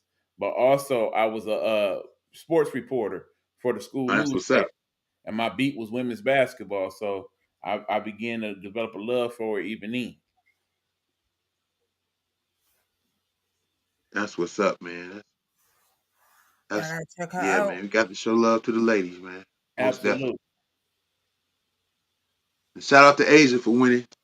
Let's go, Asia Mhm. Wilson. Shout out to the Las Vegas Aces. Yep, You know it. I got absolutely. I got family out in Vegas. My cousin lives out in Vegas. Shout out to my cousin Rod. He lives out in Vegas. All right. I think I'm gonna have to take a trip out there and go to an Aces game because Nice. Asia be balling, man. Oh, I love the absolutely. way she play. Absolutely. Most definitely the best player in the W right now. Yep, So we getting into our next segment, which is the spotlight segment, and normally we go into commercial, but we're just gonna jump right into the next segment. And Dre is gonna tell us about his label, the Marguerite McDonald Music. That's what we Ah, spotlighting his record label right now, Marguerite so McDonald Music. so I formed Marguerite McDonald Music as a tribute to my mom. 'Cause I spent some, you got to realize I only had her for 12 years. So from the time I was maybe five, early five, maybe I might say 4 or 5, I was introduced to music through her. And from that time until she expired in 81, it was music, music, music, music. You get your homework done, you can listen to some music. Get in the car, it's music. It was music. So I my mother got to see me at a talent show one time when I was in what, 5th grade, 6th grade. We were singing and cooling the gang, get down on it. So, but she never seen me as a teenager or grown man making music, and I carry her with me, so I wanted to have a home for my music and put her name out there to the world because this is where it comes from. And so I formed Marguerite McDonald Music. Uh, I was able to get my publishing. You know, um, Went through the bumps and bruises of learning, being signed and not signed to, another independent. It wasn't until I decided to take my music in my own hand because I knew I had to do that with her name resting on it. I'm very, very, very, very guarded and meticulous about what I do as an artist under Marguerite McDonald Music because I never want to shame my mother's name because she's not here to defend herself. And then you put my dad in the equation with the jazz part of me, you know. So I remember I signed to a label one time. My father took me to the airport. He said, "Son, just promise me you won't be doing all that crazy ranting, raving, cussing, calling women bitches and whores." I said, "Dad, I don't really cuss in my music." At that time, I was rhyming, but I might have one cuss word. Then I was like, you know what? I don't even need to cuss no more. I took it out. So kept that promise to pops too. But yeah, so my mom, if you um if you go to the Marguerite McDonald music page, uh, when you click on that page on Facebook, that's my mother when she was a teenager sitting on the floor with her records. And I gotta find it. There's a record in that picture that says the Ink Spots, a group called the Ink Spots. I need to find what they sounded like. I'm pretty sure it's probably a doo-wop group. But that's one of the logos that I have besides the Triple M. It's going to be her picture with the old black and white of her. So I formed it as a means for me to control my music. So no one can tell me the sound in my head how to make that. It always amazed me how labels would sign an artist to, because of they sound one way, but then when they put their money into them, they make them change their sound. And then when they change their sound and the records don't sell, then they wind up shelving them or dropping them from the label. So the only way for me to cure that and not have to deal with that and make music on my own accord, and when I want to, is to, you know, how to dig in and learn through the bumps and bruises how to put my own music out by myself. I don't have a staff. I'm a sole proprietorship. I have people that will come on and help me and work with me, but I don't have a staff. I kind of use the old motto like Russell Simmons and Rick Rubin when they ran Def Jam out their dorm room. I run Triple M out my house. You know, I run Triple M on my phone and my tablet. I'm not a stationary big computer guy unless I'm dealing with the two screens that are, you know, when I'm working on music. But yeah, so I had to do everything. And you know what? I'm glad because I get to see the record from the ground up, and I own my publishing. It's important that I do that because nobody can tell me what to do. I can make my own type of deal with my music if I choose to, or I can just sit on it. So I don't have a label breathing down my neck saying, "Okay, you got to get this album or this. Just we need this song by tomorrow. We need it. Boom, boom, boom." And I can take my time. Now, don't get me wrong. When I do certain things with voiceover, that's you know somebody may ask me to hire me to, or book me to do something. That's different. But as far as my creativity is saying, okay, you know what? I think I need to start working on this project. Okay, I'm gonna work on this here, and I like to take my time. I might take 5, 6 months, sometimes a year, before I release something, release a song or an album or project. It might take longer than that, but guess what? Nobody can rush me. And while I'm working on that, they've got other music that they've heard from me, so that ties them over. Um, so I don't, slow and steady wins the race. My dad always taught me. So I just take my time, and this is a tribute to mom for all the beautiful days. And I'm glad my uncles are alive to see it. One of the greatest things, I got a text from my mom's baby brother. He was like, Cookie would be proud of you. He said, I'm gonna buy some merch from you. And my uncles bought, buy some merch, and my cousins got some merch. That's one of the hardest things too. Sometimes to get your family to buy into what you're doing, but you have to keep going. And it's not about I'll show you. It's just, hey, okay, you find the people that are gonna support the music and stuff. So I you know, I wear these triple M's on my shirt, on my sweatshirt, respectfully, in honor of my mom. And I do the best I can to never make a whack song, because my mother, she listened to some incredible music, and I was able to pick that up. So, I formed it for me. And I also have Marguerite McDonald Music A&R and Talent Mentor Division. I help the younger artists. I show them, you know, I consult them and show them, hey, you don't have to go the major label route. You can put it out yourself. Now you're gonna work like a dog. It's a lot of hard work, but at the end, you'll own yourself.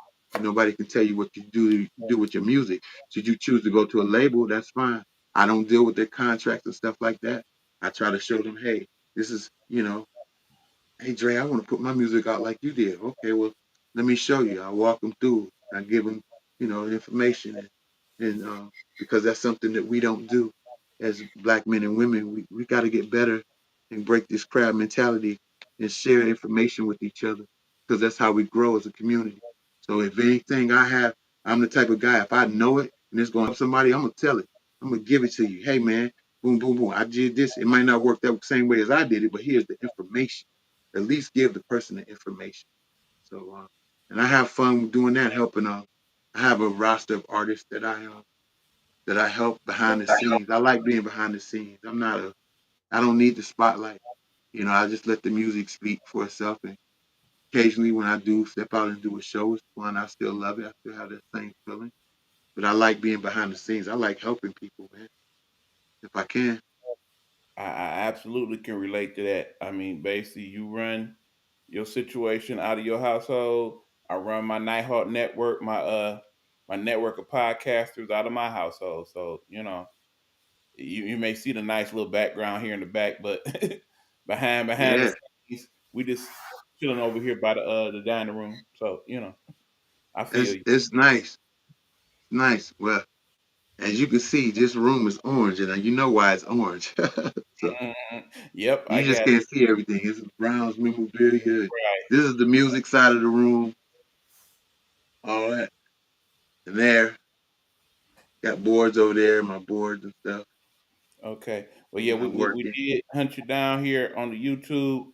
There it is, Marguerite McDonald Music. Make sure y'all subscribe and like and follow as I just did. Yeah, because we got that 40 subscribers. That ain't good enough. We got to get them numbers up. So please make sure you subscribe, especially if you enjoyed this wonderful conversation we've had with Dre'Rock, as I have. I'm looking forward to hearing more of his stuff and seeing what he got going on. So please like and subscribe, this brother. So you mentioned you do voiceover. What got you into doing voiceover? So two things got me into voiceover. When I was a kid, it's music and then slides into the voiceover. When I was a kid, I didn't watch TV like the average kid. I was listening to the music. So, some of the coolest music ever was Spider-Man music. Dun, dun, dun, dun, dun, dun. I'm listening to the music. So then the voices. I listen to different characters and how they do voices. The guy, I forgot his name. The guy that I think he used to do the football highlights. John Facenda. He Yes. had the illest voice. Yes. So I can remember a little kid watching Wind the Raider. yeah, the team came to town and you know what I mean? It Nice. was Yeah. an autumn day and Yes. yeah, yeah. It's because the words he gave the words life. And then I had a teacher that my mother went to I was in about third or fourth grade, Miss Garrett. And she told my mom, she said, when we have creative writing class, he has a vivid imagination. You know, so I never forgot that. So being taught how to read with inflection and tone and to give the words life. I love I'm not an actor on screen, but I'm an actor through the words. Mm. So if that word is dingy, I might say dingy. You know, just giving it a tone and inflection. Mm-hmm. So and I went to voiceover school in Burlington, Vermont, and Mm. my instructor, um, he was Brian Tom. He was he was a he was a good instructor, and he told me, he said, I think you got something there. And he one of the things that I remember him telling me, he was like, I always remember, because we were getting into the age where this was early 2000, but maybe I'm gonna say maybe about not early, maybe about 2011, 2010, 2011. I can't remember the exact time that I went, but he told me, he said, if you got to think about it before you hit send, don't do it. He said, just remember that. He said, I'm gonna tell you that, class. If you have to think hard about it before you hit send, don't do it.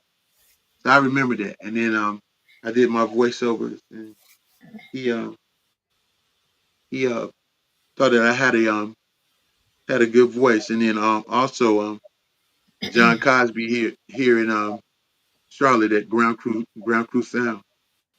He told me one day, he said, you got something unique there. You need to keep honing your skill. And he's been doing voiceover for 40 plus years. So I um I enjoy doing voiceovers. I enjoy it. It's, I'm weird and quirky in my own way anyway. I used to sing little weird songs to, funny songs to my grandkids and stuff. They'd be like, they call me Papa. They'd be like, my oldest granddaughter, cause like, Papa, you so crazy, when she was little. Papa, do that voice again. So I do it, and I always did voiceovers, radio. I got, had a chance to do voiceovers, and actually the voiceovers are more lucrative than the music. But the music is a passion, so I'll never stop doing music. I don't If I didn't make one red cent doing music, I'm still gonna make music as long as I can. And I feel like that. I feel the same zest with the voiceovers as I do with the music. So yeah, that's how I just watching shows and watching TV and listening to different tone and inflections from different people, um, and just enjoying the music. I meshed it together. And if you listen on the Therapy Sessions album from 2016, I produced a track on there called Zone 7. At the beginning of Zone 7, I was like, how can I merge the music with the voiceover? So I did an intro, and that intro was like a voiceover, the tone, the way I use it. So when you check out the Therapy Sessions album, you'll hear. So it was a way I could say. So if I met somebody who's like, "Hey, you do voiceovers?" Like, yeah, I got a voiceover in this song. People are kind of against something they never heard before. Oh, nobody's never done a voiceover. But a voiceover is a separate thing from that, which it is. It's two different things, but I fuse it together so they could hear what I could do. So yeah, I love doing voiceovers. It's fun. I'm getting ready to work on something now. I don't want to talk about it, but I'm working with someone. I just got the track last night that I'm supposed to do the voiceover on. So we're supposed to be having a meeting, video chat about it.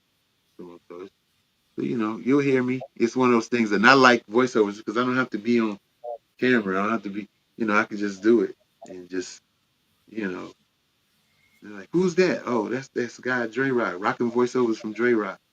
Oh yeah, check him out. Okay, you know, I enjoy it, y'all. It's another passion of mine. So we're gonna get into set the night on fire. You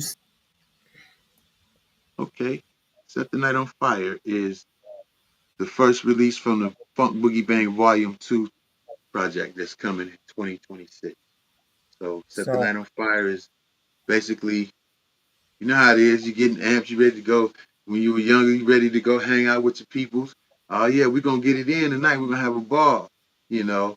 And so I wanted to. It's like a setup song for a setup song, a theme song for the night. How the night gonna go? We're gonna set the night on fire. We're gonna get it popping. We're gonna do what we're gonna do. We're gonna have a good time, have fun, and everybody's gonna get home safely. And we'll talk about it the next day or whatever. So, and then just describing the scene, the aura of what's going on.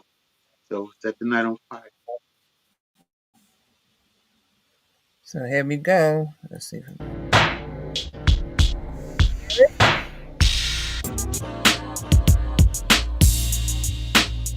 Cleveland, Columbus Connect.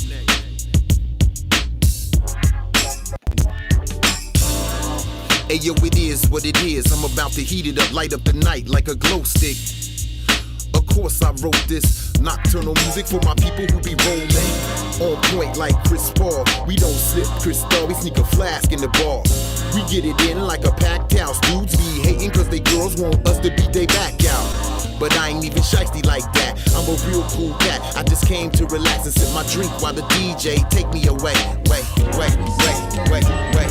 Hey, let it burn, let it burn, let it blaze. We be trying to set the night on fire. Let it burn, let it burn, let it blaze. We been trying to set the night on fire. Now that's what's up. The Crown Royal got a player on lean like what? You see, I'm chillin' with my dog from Columbus. There's 3 chicks at the bar. The third one is the drunkest. We in the place to be. All of these beautiful ladies, they came to see me rock the MIC. I'ma give them a show for the ages. So when she get her CD home, she gon' bang me. She told me that I was her favorite MC. Love the way I flow to a beat. I threw a compliment back and told her that she ought to be in a magazine. Now back to my flow, I'm trying to get my last couple of drinks before the bar close. Where we gon' end up at, I don't know. I probably won't get to my crib till around 4. Let it burn, let it burn, let it play. We been trying to set the night on fire. Let it burn, so let it burn, let it blaze. We been trying to set the night on fire.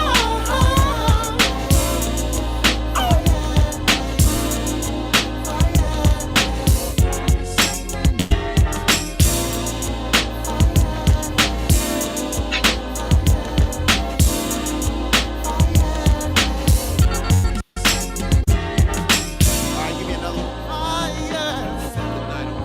Fire. Set the night on fire.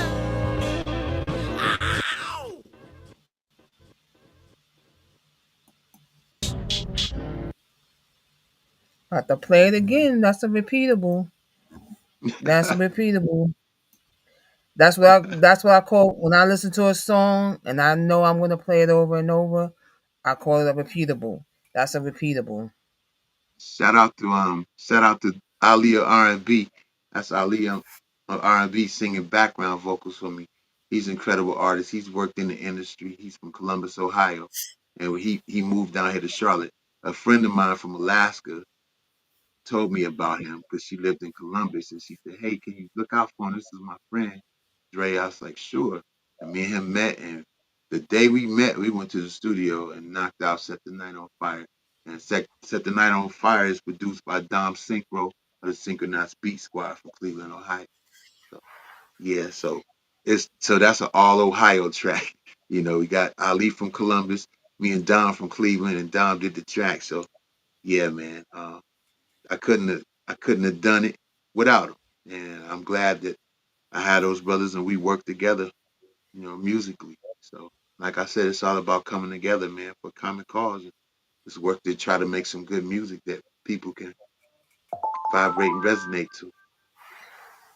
So how do you go about choosing your beats when the producers send you beats? Um, when the beat jumps out at me, and then sometimes the beat won't jump out at me right at first. Sometimes I've listened to a beat, wait a minute, this is dope. How did I miss this on the first round? Oh, let me go back and really. Okay, yeah. Then I'll pin something to it. So sometimes I like taking a track. Sometimes less is more. So I like taking a track. The average person, my producer, Rough Draft Drum.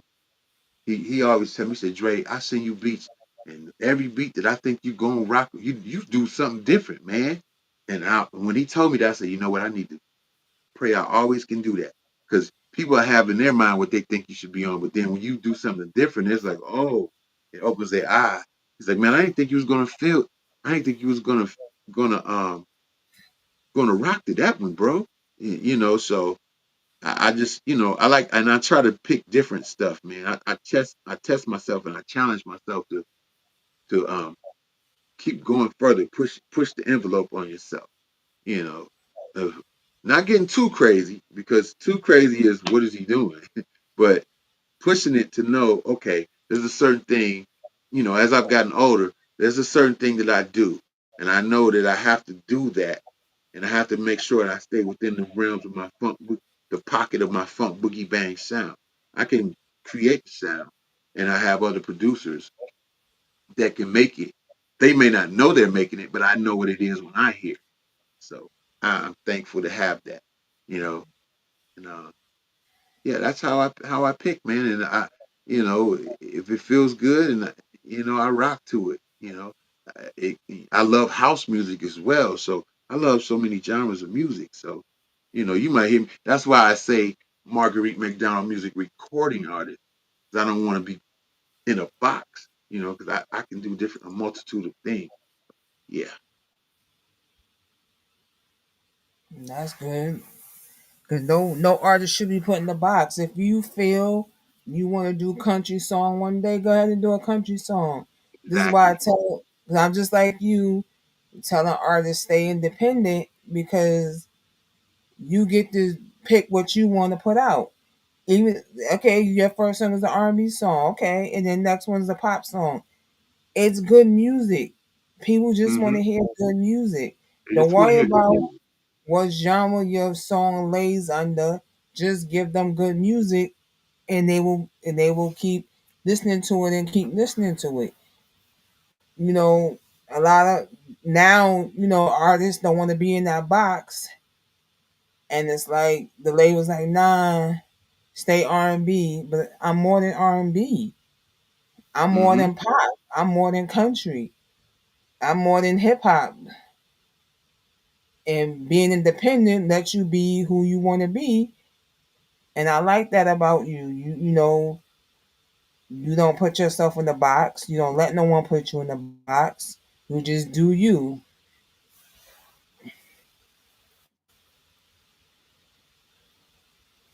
I So, just, we're all multi-layered people. There's layers to all of us. Even if there's one thing, like E may have this one thing that he does fantastic.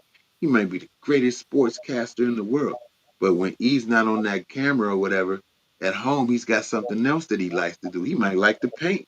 He might like to ride his bike. We're all multifaceted people, man. And I just think that the world loses out when a person is put in a box because somebody dangles some money and they say, "Oh, I'm gonna put this. Oh, if you don't do what I tell you to do, then I'm not gonna put this money into you." Well, you know what? I'm not gonna give you the chance to do that because I'm gonna do it myself, and I'll let the cards fall where they may. So I pride myself on being somewhat of a Renaissance person, where what I like is that I can basically interact with almost anybody and find something that they talk and have some semblance of understanding as to what they're talking about so we could actually have a decent conversation about it. So yeah, I could talk sports, yeah, I could talk music, yeah, I could talk politics. We've done a little bit of all that this evening. And that's just I think that's part of just being a good, well-rounded person. And I think That's most dope. artists are basically just creative by nature. So they're good at more than one thing, at multiple things. Yeah, that's dope. B. You keep doing what you're doing. Keep growing and keep evolving, man. I think you're never too old to learn. Absolutely. I am I'm the living 56 proof of years old. I'm still learning. I'm still. I moving and grooving, turned shaking into and drab baking, on man. Sunday, so trust me, I understand that completely. Yeah. So, usually we go through commercials, but tonight I'm like, I'm not gonna go through no commercials. You're gonna get so our third and final segment in the show is called Dropping Gems. And being that we got you here, you already dropped some already, but love for you to drop some more gems for the independent artists who may tune in. For anybody who's tuning in that may feel like, nah, I'm too old, I can't do it at this age. Let's leave it for the young people. Every day is a day. We have this internet now.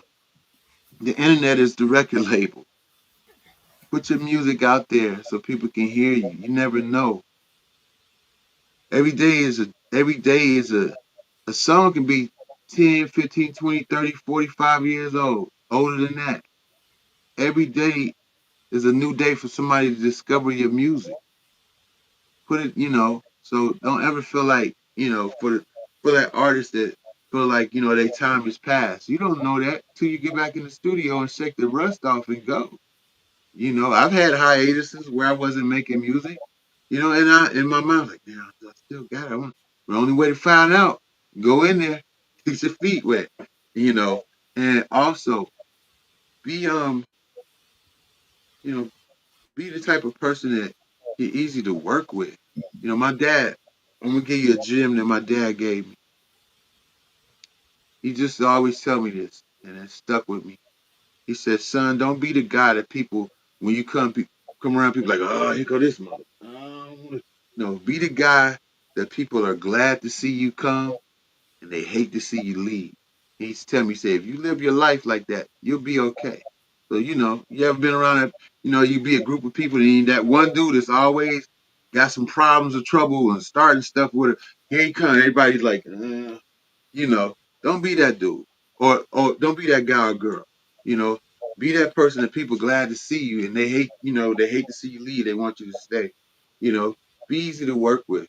Because this is it's an industry and stuff and independency, but it's a small layer of people. You don't want people to get a bad vibe out. Blah, this person. Don't get me wrong. People have bad days, and sometimes stuff happens. But just be easy to work with, and bet on yourself. You know, jump out there, do it. Put darn what everybody else is saying. If you feel it in your heart that you want to make music, you do it. You know, and you got to get thick skin with it because everybody's not gonna like you. You guys enjoying my music tonight. I appreciate that. There's a lot of people that don't like what I do. I called into a show one time and they wanted to play my music and it could have been I was in the you know this was a younger generation and when they put my song they put Radius on they was like, man, get that garbage out of here. That's whack. I just started laughing with them, because hey, everybody not gonna like what you do, man. But you don't let that kill your vision or your dream. You Absolutely. keep on evolving. I mean, yeah, granted, music is subjective, but all that being said, we call those people haters. Yeah, they could have been. Maybe they didn't like it. Yeah. Hey, I got a buddy. I tell you this, E. I got a buddy, and I'm not gonna reveal his name because he was like, "Man, don't you never tell nobody I said that." I was like, "Okay," but he said you could tell him what happened. I was like, "All right." So my buddy, we've been friends for years. He said, "Man, I love you to pieces, Dre. You my dog. Rock, you my boy." He said, "But I just can't get into your music." And you know what? I didn't get mad. That's my dude. He just don't like my music. That don't And mean he don't like me as a person. He called me, checked on me and stuff. right, You know it's what I'm funny saying? you Just say that. I recently had a conversation with one of my very good friends, and she basically told me, you know what? Honestly, I don't watch your podcast. None of them. It don't interest me in one little bit. And yeah. I've known this person for the better part of 20 years, and it was like, wow. She's like, yeah, I support in what you're doing, but I just don't like it. Yeah, my boy, he support me. He just don't. My music just Right, ain't his bag, right. and that's okay. It We was have to cool. get thick skin. You know what, E? You got to get thick skin and not get mad Hmm. because somebody don't like. Of course, in a perfect world, you want everybody to love what you do, but there's so many different mindsets that everybody's not gonna like it. So, but what you can do is there's another gem for the artist. Don't worry about the people that don't like what you're doing. Concentrate on the people that do. That's your market. That's the people that love you and support you and like what you're doing. You know, and I'm not just talking about clicking likes or good comment. I'm talking about supporting, buying Yeah. some merch, buy a download. Come to a show. Anybody can click like. That's the easy. Oh yeah, I supported you. That you just click like. That ain't doing. I mean, I'm glad you like me, but can you know, monetarily support me because that money goes back into my artistry, goes back into what I do, so I can keep keep bringing more music out for people. So find those people. Even if it's a small circle to the other artists out there, find those people that support you. Find that guy that'll give you a break. I barter and trade sometimes when money's not involved. Hey man, Dre, I need Dre, man, can you do a commercial for me? Yeah, I tell you what, you was producing this track, man, when I was there last time. Man, that thing banging. I sure would like to have it. Well, Dre, man, I tell you what, man, you do the commercial for me, I'll give you the track. Okay, we gonna do the paperwork on it? Yeah, I sign off on it. We do a split sheet. Put something in writing, or you can just buy the track out. Or a lot of times, here, man, just take the track. Do what I said. Well, you know what? Give me your information because if it does become something, I'll cut you a check and send it to you. You have to negotiate and network with people. You know, everything isn't always a no. You just have to talk to people. You'd be surprised. Artists out there, you get to talking to a person, y'all might have a lot of common, can form a bond, and then go in and work on some stuff together. So, yeah, just don't give up. Just whatever you do, don't give up because I never wanted to. And the reason why I say that is because I never wanted to be that dude. I always thought ahead. Like, I don't want to be 70, 80, God let me live long enough, 70, 80, 90 years old, laying there at hospice with my little stereo. I'm like, oh man, I should have. I should have. At least I know I could die knowing that, hey, I gave him all with my music and this is what became of it.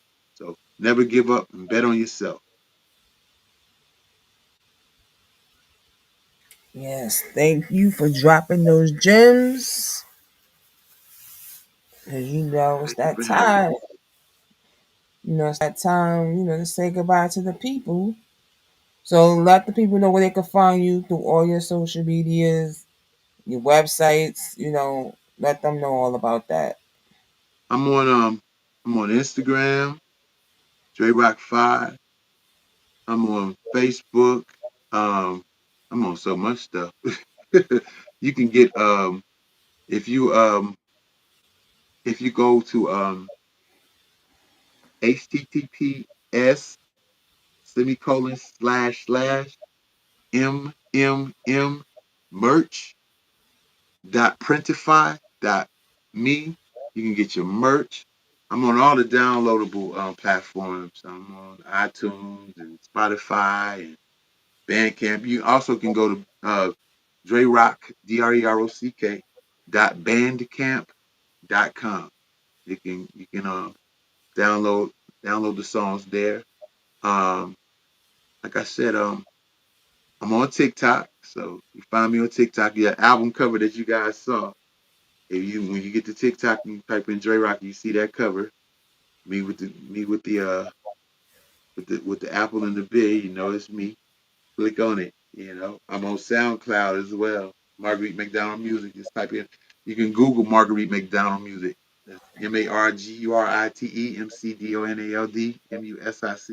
If you Google it, there's some different stuff will pop up, man. I just appreciate it. Times there's people sometimes, hey man, I checked out your music, that means the world to me. Because all I can do is make the music and put it out there. It's up to the public if they like it, if they rock with it. And I'm cool with that. So, and I'm even cool with the people that don't rock with old Dre Rock, you know, they'll love them too. But, yeah, check it out. And if you have time, if my music is something that you can rock with, I appreciate you. And maybe you get to see me live doing the show. I'm gonna um I'm gonna, I'm gonna probably do some more shows, a few shows in the upcoming years. So I don't do them as much as I used to, but you know I still get out there, do a show, and I like to support. I like to support other artists and show them love. There's a blues artist named The Gift, GIFFT. Y'all Mm. got it. GIFT, yeah, GIFFT. Check him out, man. He just played with King Fish. The Gift is incredible. It's The Good Blues is the name of his project. Mm. GIFFT, The Gift. That young fella is like BB King. So I support everybody, man. I try to show Nice. love to everybody. You know, all my people back in Cleveland, Ohio, Anchorage, Alaska, and even here in Charlotte. So shout out to everybody, man. So yeah, check me out if you can. I appreciate it. Thank y'all So for before having me. you, so we, so this is something new. Before that, I'm gonna ask you because I haven't asked any guests. Give me 5 artists that are new that we should be listening to. 5 new artists. Like any a new artist that artist that you listen to that we don't know about that we should be listening to. Well, shoot, I don't know if I can give you 5, but I'll give you Inhale, Nate Dogg's son.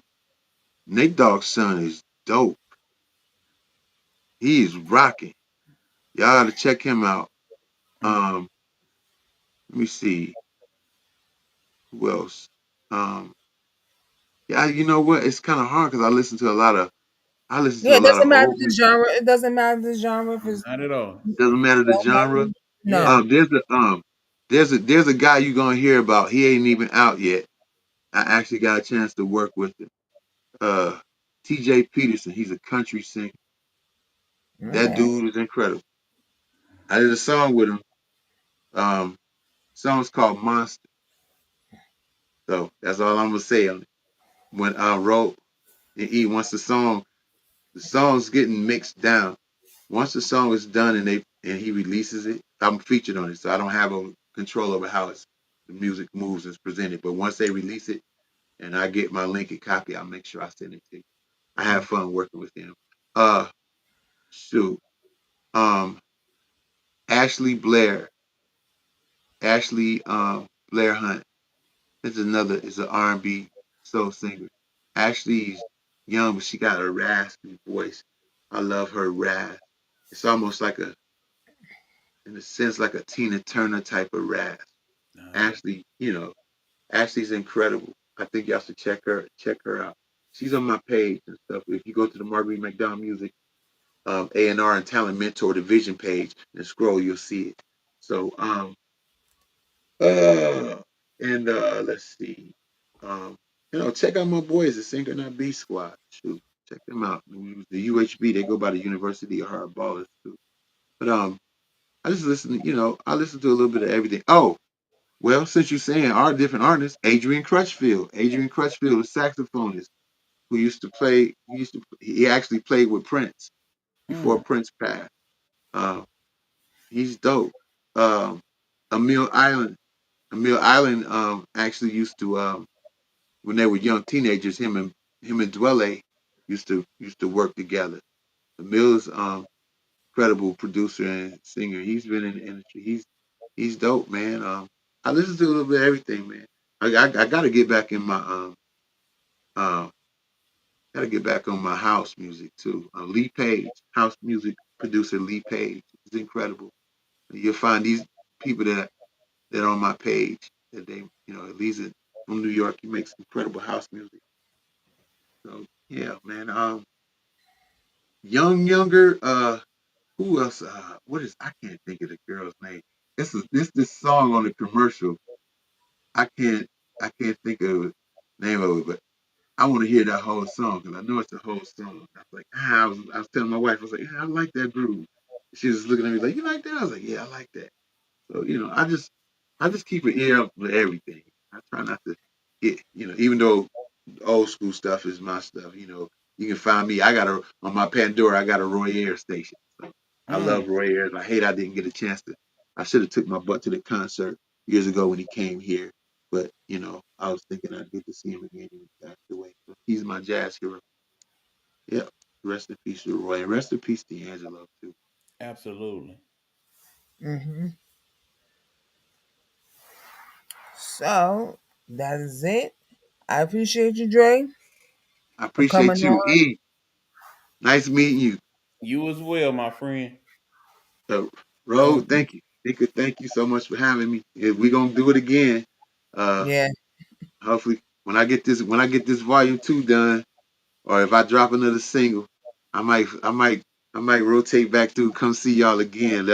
This it feels like home with y'all. So the if door is y'all have always me again, I'll open. come back. The Yeah, door and is like I always said, open. since you got your other artists, by all means, link them in with us. We love to talk to I'll them do. as well. I'll definitely do that. I'll make sure that I do that. I'll start connecting and letting them know that this is a safe, Yeah, good place for them to be. because if you notice, there's really no place for indie artists to go Yes, not because, well. like, you see other music podcasts, but a lot of these artists already have a name out there. What about the Hmm, ones who don't have a name that need that platform? People right, ain't thinking about them. What right. about the Well, I'll ones that don't definitely want to be mainstream, but they just want people to know their music? well, I'll definitely when I come across stuff, I'll send it you guys away. E, we gotta make sure we connected on social media and stuff. So Well, you hit absolutely. me Like up I and said, I'll, I I'll just told you make sure you follow us here at Eric Buckner Nighthawk Network Detroit, and you'll okay, I'm gonna see, do that. not only this podcast but all the other things I got going on as well. Okay, I'll do that, Yeah, man. I actually have my AI generated music project that I wants to bring out in the next week or so. It's called Jazz Cafe in Oblivica. Oh, I gotta check it out then. I gotta check it out. I know Yeah, if you putting it together, I know it's gonna be good. I can already tell. So yeah. Well, I can't Rhoda wait to hear listened to some of it, so I Yeah, he got. So if you go to my YouTube page, which is Road to Stardom Network TV, that. episode 7 was jazz, right? mm-hmm. Okay. You will Yeah, hear I think I his, subscribed to the page on you will Marguerite hear McDonald Music. you will hear the jazz songs I came up with through AI and the jazz songs he came up with through AI. Yes. And I think that's dope that because you guys are writers, y'all need an outlet to express yourself. So that's a That's good. why I was We were saying talking earlier about the the AI. good That's a good way to do it. programs are Right. good because I've been writing music since what, early 2000s, and I haven't done nothing with them. And then when these music programs come up, I said, let me put my Boom. lyrics in there to see how they sound. And then Yeah, heck yeah. And because you gonna watch. You gonna mess around and get somebody to sing on one of your songs. Watch. the It's gonna first be a one I big name did artist. when I downloaded the app, the first one I did was a song I wrote early 2000s called "A Thousand Miles." It's on my YouTube page. I put it in, and when I heard it for the first time, it made me shed a tear because I've been holding on to these lyrics since the early 2000s, nothing being done with it, and now to hear music behind it and it came out good, I was like, Yeah. I just shed a tear. But the only thing, I was like, I'm listening to it, I was like, dang, you know how sometimes you type stuff in, you type, make a mistake, and you don't know that you made a mistake. Mm-hmm. So when the song, I'm listening, I'm like, did he just say freeze and not breeze? I was like, ah, Yeah. but I'm glad with this app I'm using, they give you two versions of the same song. So they'll either give you two male voices or they give you a male and female voice. And Mm-hmm. I was like, and it gave me a male voice and a female voice. I'm like, this is dope with both voices, but just one of the words in the lyrics is wrong. So I had to do it over. Then when I did it over again, it came out good again, and I was like, "That's the one I'm going with. That's the one I'm going There you go. because the Yeah. lyrics were correct." I mean, it's You a gotta whole find a way to genre of express yourself, itself. man. That's important. It's therapy too for you Yeah. mentally as well. You, Yeah. you know, so you have that lane where you can write the songs, and then next thing you know, They're gonna be like, well, who wrote it? Well, let's get her to write. That's how it works, man. Word But of for mouth and me, I've never never dies. written. I've never in my life written to somebody's track. I've never in my life written to somebody's track. I've tried years ago. Me and my brother, because I got connected to this dude who's the producer. Me and my brother, he took me there to his studio, to the studio he was working from, and he was like, "Yeah, I got some beats, you know." My brother was like, "You should have brought your book. Your book, you had all your lyrics, and you should have brought it." I wasn't thinking. I Mm. wasn't thinking, at the time, and because he was like saying to the dude, "Yo, she got some songs, da da da," and I'm like, I didn't. I was like, "Dang, I didn't even think of that." But then he said, "Here, I'm giving you this CD with the tracks on it. You write something, and you see what you come." I could not write. I tried my hardest to write to the tracks. I couldn't do it. Not that they were not good. I just couldn't do it. And It's it just not seems your formula. That's you. Everybody has their own formula how they do things. It's not your formula. You can develop it. If you really sat down and said, you know what, I'm gonna learn how to do it. You take Mm. your time, you could do it. But your natural formula is writing without the music, which is good too as well. So you know, so just keep doing what you're doing, man. Yeah, I salute you and I support you, both of you. Appreciate that. yeah, I gotta. I sent you one of my latest ones. I think I sent you in the inbox on Messenger. I sent you one of my latest ones. Okay, I'm about to check it out. I get so many inboxes and stuff, but I'll definitely look for it now. Because we had a conversation before about it, so I'll definitely start checking it out more frequently. I forgot which. I think it was. It's either Rain on Me or it's Revive. I know it's something with an R. I can't remember now. What's on there? I'll definitely check it out. Cause I'm just like E is putting together an album. I already built the website where I took my songs and made a playlist. So all the R&B So, songs Yeah. that I've done that I like, I'm putting it up there.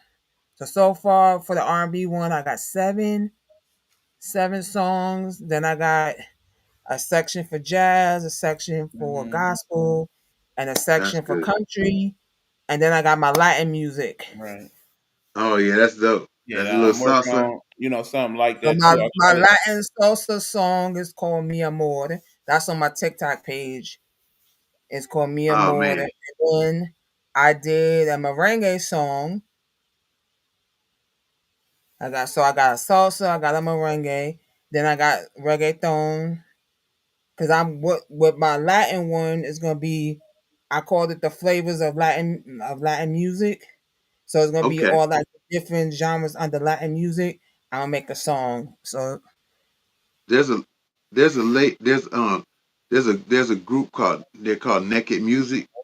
There's a Latin song they have. It's called Samba Contigo. I love that. I'm gonna send it to you. I'm gonna send it to you on E. The chick that sang on there. Oh man, Wow. that Right. the way the song, just the percussions. It's called Hey, Samba we definitely Contigo. gonna have to have a part two to this interview, but keeping in mind our time here, good people, we definitely got to call yeah, it a day here, Rob. I know. Definitely. I know we get carried away. Yeah, like I said, I love that the Mhm. conversation flowed this way, but I do need to We be off gotta the. go. We gotta go. E, I somebody know. gotta reel us in. Thanks, E. Oh, that's all good. Like I said, we'll Well, definitely have listen. you back on to talk again. All right, you Yep. guys, listen. Thank you so much, y'all. Y'all take care. Have a blessed evening and have a fantastic holiday season. You as well. It's nice meeting you, Dre. Dre. You as well. Talk to you soon. Absolutely. Talk to you soon. All right, peace. Yep. Peace. All right, y'all. We done had a good conversation with Dre. And we gonna end the show like we always do. We gonna play vibes. And we out. All right, y'all. Till next time.